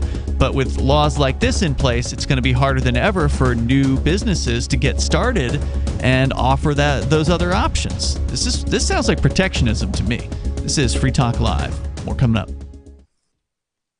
First things first, you should offer, not ask, to renegotiate. I'm Holland Cook with Inflation Hacks. For instant savings, make a list. Video and music streaming services, insurance premiums, your cable bill, your cell phone plan, that gym membership you stopped using by February, all those recurring costs that hit your credit card like clockwork every month. And about that card, tell them you want a lower rate. Many who do get one. And if you don't, because credit cards are stealing each other's customers, sign up for a new one with an introductory 0% balance transfer offer so you at least stop the clock on what you already owe. How are you coping? Post your inflation hacks at andyoucanquoteme.com. I'm a little obsessed with My Magic Mud. Several years ago, I met Jessica Armand, the founder and CEO of My Magic Mud, and I didn't even know my teeth were coffee stained. A week's worth of use convinced me, and now I use it every 3 or 4 days. It's clinically proven to whiten teeth, and I think it cleans better, too. My Magic Mud's available at most local health food stores, Sprouts, Natural Grocers, CVS, Walmart's Natural Beauty Aisle, but I can get it for you for 20% off with coupon code FTL20 at mymagicmud.com. FTL20 mymagicmud.com. If you want to know the latest about Free Talk Live before we go on the air, all you need to decide is how you want it delivered. It's your choice. Visit news.freetalklive.com to receive our usually weekly news updates by email. Plus, we have a Twitter account at twitter.freetalklive.com, and you can follow us on the decentralized Mastodon platform at toot.freetalklive.com. So please follow us at toot.freetalklive.com and sign up for our emails at news.freetalklive.com. Join liberty-minded voluntarists, anarchists, and libertarians from June 15th through the 18th for the 7th annual Fork Fest at Rogers Campground in the beautiful White Mountains of New Hampshire. Fork Fest is a fork of the Porcupine Freedom Festival, which sold out in 2022. For 2023, we're going back to where it all started, the weekend before PorcFest. ForkFest is decentralized, which means that there's no ticket cost and no one is in charge. All you have to do to join the fun is reserve your camping site, RV site, or motel room with Rogers Campground for June 15th through the 18th. You can find out more at the unofficial website forkfest.party. You can also connect with other attendees on the ForkFest Telegram and Matrix chat rooms, as well as the ForkFest forum. You can find links to those at forkfest.party. We hope to see you there June 15th through the 18th. forkfest.party. What if you want to hear the latest episode of Free Talk Live, but all you have is your phone, you forgot to download our archive, and you have no data connection? You can call our Listen line at 641-793-0191. That's a long-distance number, so you may incur charges. If not, listen as long as you want. 641-793-0191. The Free Talk Live Listen line, 641-793-0191. There are basically two types of advertising, direct response and branding. Radio's great for direct response with its low cost to listener ratio, but audio can't be beat for branding, which is a longer term endeavor. You want to be the first thing that someone thinks of when they think about your product or service.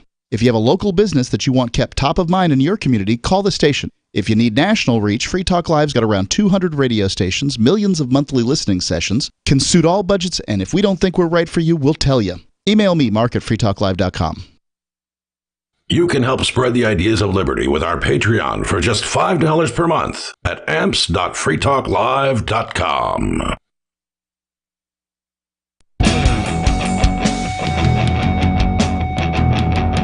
Is Free Talk Live. The phones are open here in these remaining moments. Enough time for you if you join us now as the days in this year are short. There are only 2 more full days to go here. Not even that.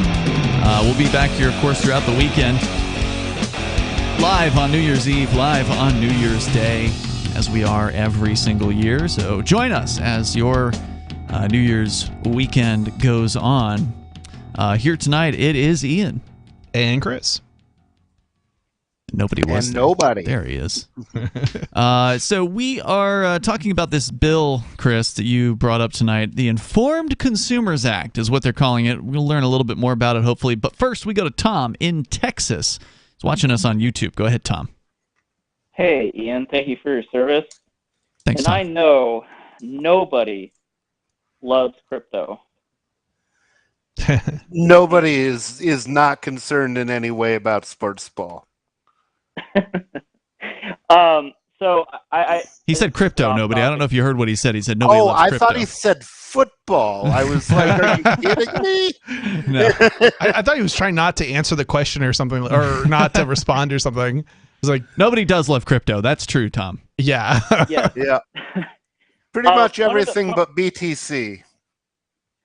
Well, okay. I mean, whatever. But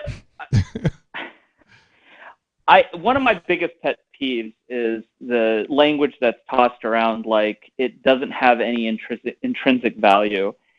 And I think that is just absurd on its face.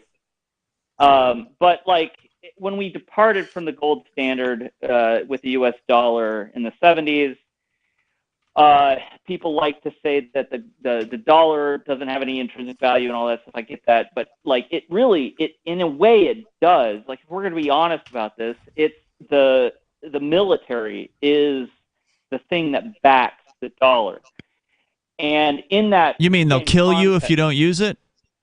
No, not necessarily. It's just that the value is supported globally through militaristic force.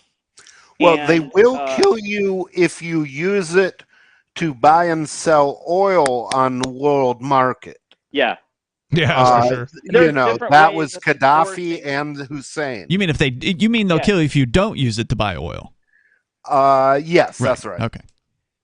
Yeah, and in those ways, they pigeonhole nations into using it, and that we all believe is evil, and rightly so. I think it's a stretch, though, Tom, to say that because there are psychopaths out there that will murder you or destroy your homeland if you don't use their form of money, that has intrinsic value. I mean, that's just... No. I'm sorry. I mixed it up. It is a pragmatic view of what backs the U.S. dollar. That definitely backs it. I'll give you that, yes. The force of government, yeah. the threat of violence is the backing of the dollar. That's true. And also your need to get dollars to pay taxes, like property taxes. Right. It can't be paid in any other way. Exactly, right. Like they pigeonhole us into its use. But the glorious thing about cryptocurrency and decentralized digital currency as it is,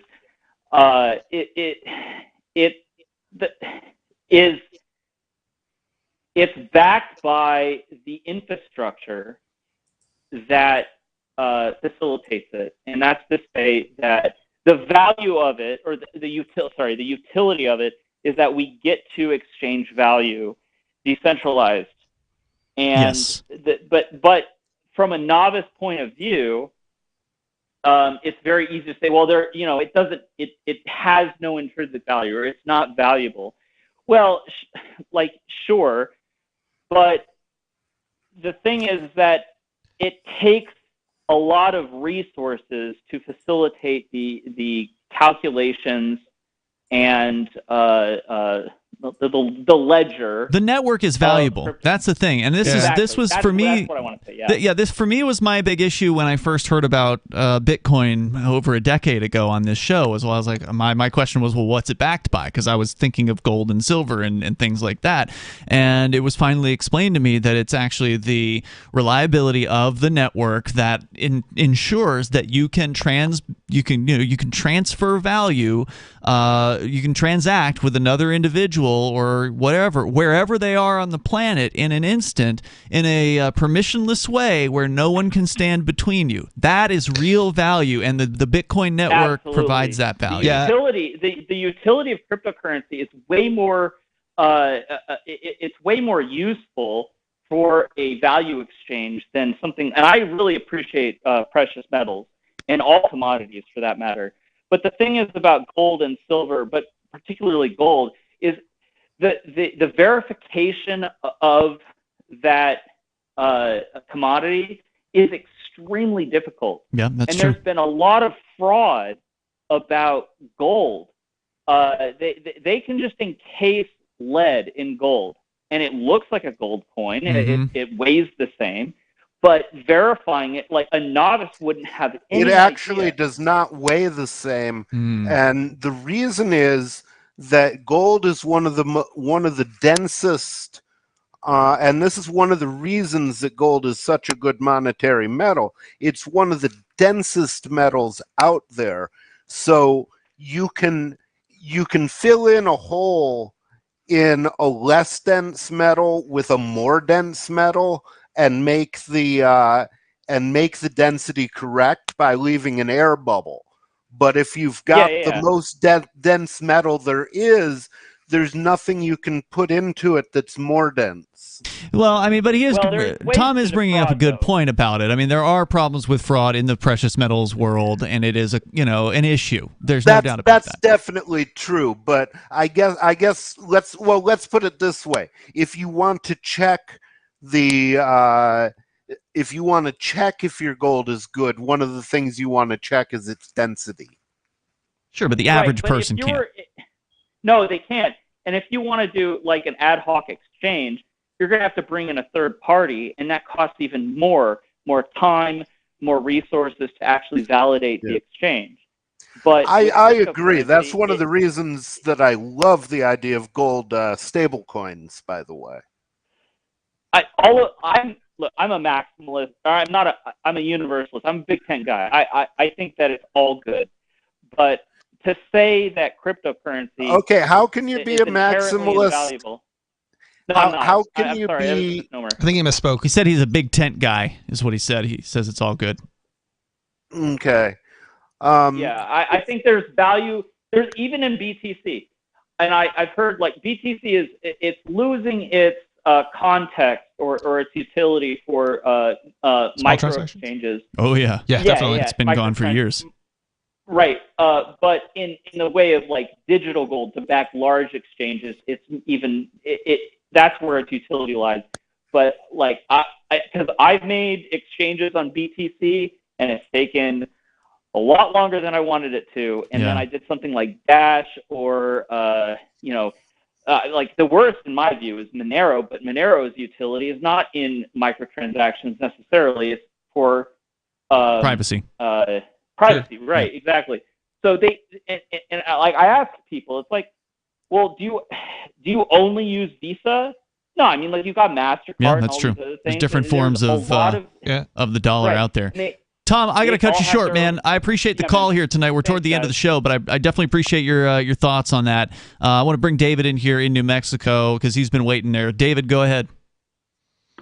Yeah, you're out of time. I got a lot I could say. But instead of saying that, let me start with the most important 1 and 2. 1, and you can verify this with Mark. I told you I want to talk about law. There's lots of points of law, but you can verify with Mark that way before your trial began, I predicted the outcome 100%. I didn't miss anything. And we can discuss that later in public and private. And 2, rather than, because you got no time, the most important thing is if you actually read the words that some intelligent dudes like yourself wrote 250 years ago. There are instructions in there that will help you solve all of your problems that you complain about, that I complain about today. And like you said, you're out of time, or we could talk about it. We'll talk about it. Are you talking about the another Constitution? What are you talking about? I'm talking about the thoughts, the words, the deeds of people like yourself that lived 250 years plus or minus before us. They had a lot of good ideas, and if they been heeded, we wouldn't be in this predicament. And we can use those words to get out of this predicament. Well, I mean, that's an interesting pitch. Maybe you'll have to talk about it another time, David. I thought Ian was an optimist. Yeah, right. Thanks for the call tonight. I appreciate it. Out of time. Don't forget to join Nobody tomorrow night for Beard Talk Live, 10:30 Eastern. We'll remind you about it on tomorrow's show. It'll be on our Odyssey channel and our other video streaming channels. And in the meantime, you can join Chris on his website, freedomdecrypted.com, for his live show, which is also on Saturdays. We'll see you tomorrow. freetalklive.com. Looking for a great real estate investment? Consider New Hampshire, which is ground zero for the Liberty Movement. Your first call should be to Mark Worden from Porcupine Real Estate. He's more than just a real estate agent. He's your New Hampshire concierge. Where are the best places to live? Do you want farm, city, the burbs, or forest? Do you want a duplex or multifamily building so that renters pay your mortgage? There are homes in all price ranges in New Hampshire, and Mark can help with financing too. Invest in Liberty and property. Mark Worden can help. PorcupineRealEstate.com. Gold and silver. You can own the most stable assets in recorded history with BullionMax.com. Buy direct from BullionMax.com without talking to a salesperson, and your precious metals shipped fully insured directly to your home. Free Talk Live can get you their silver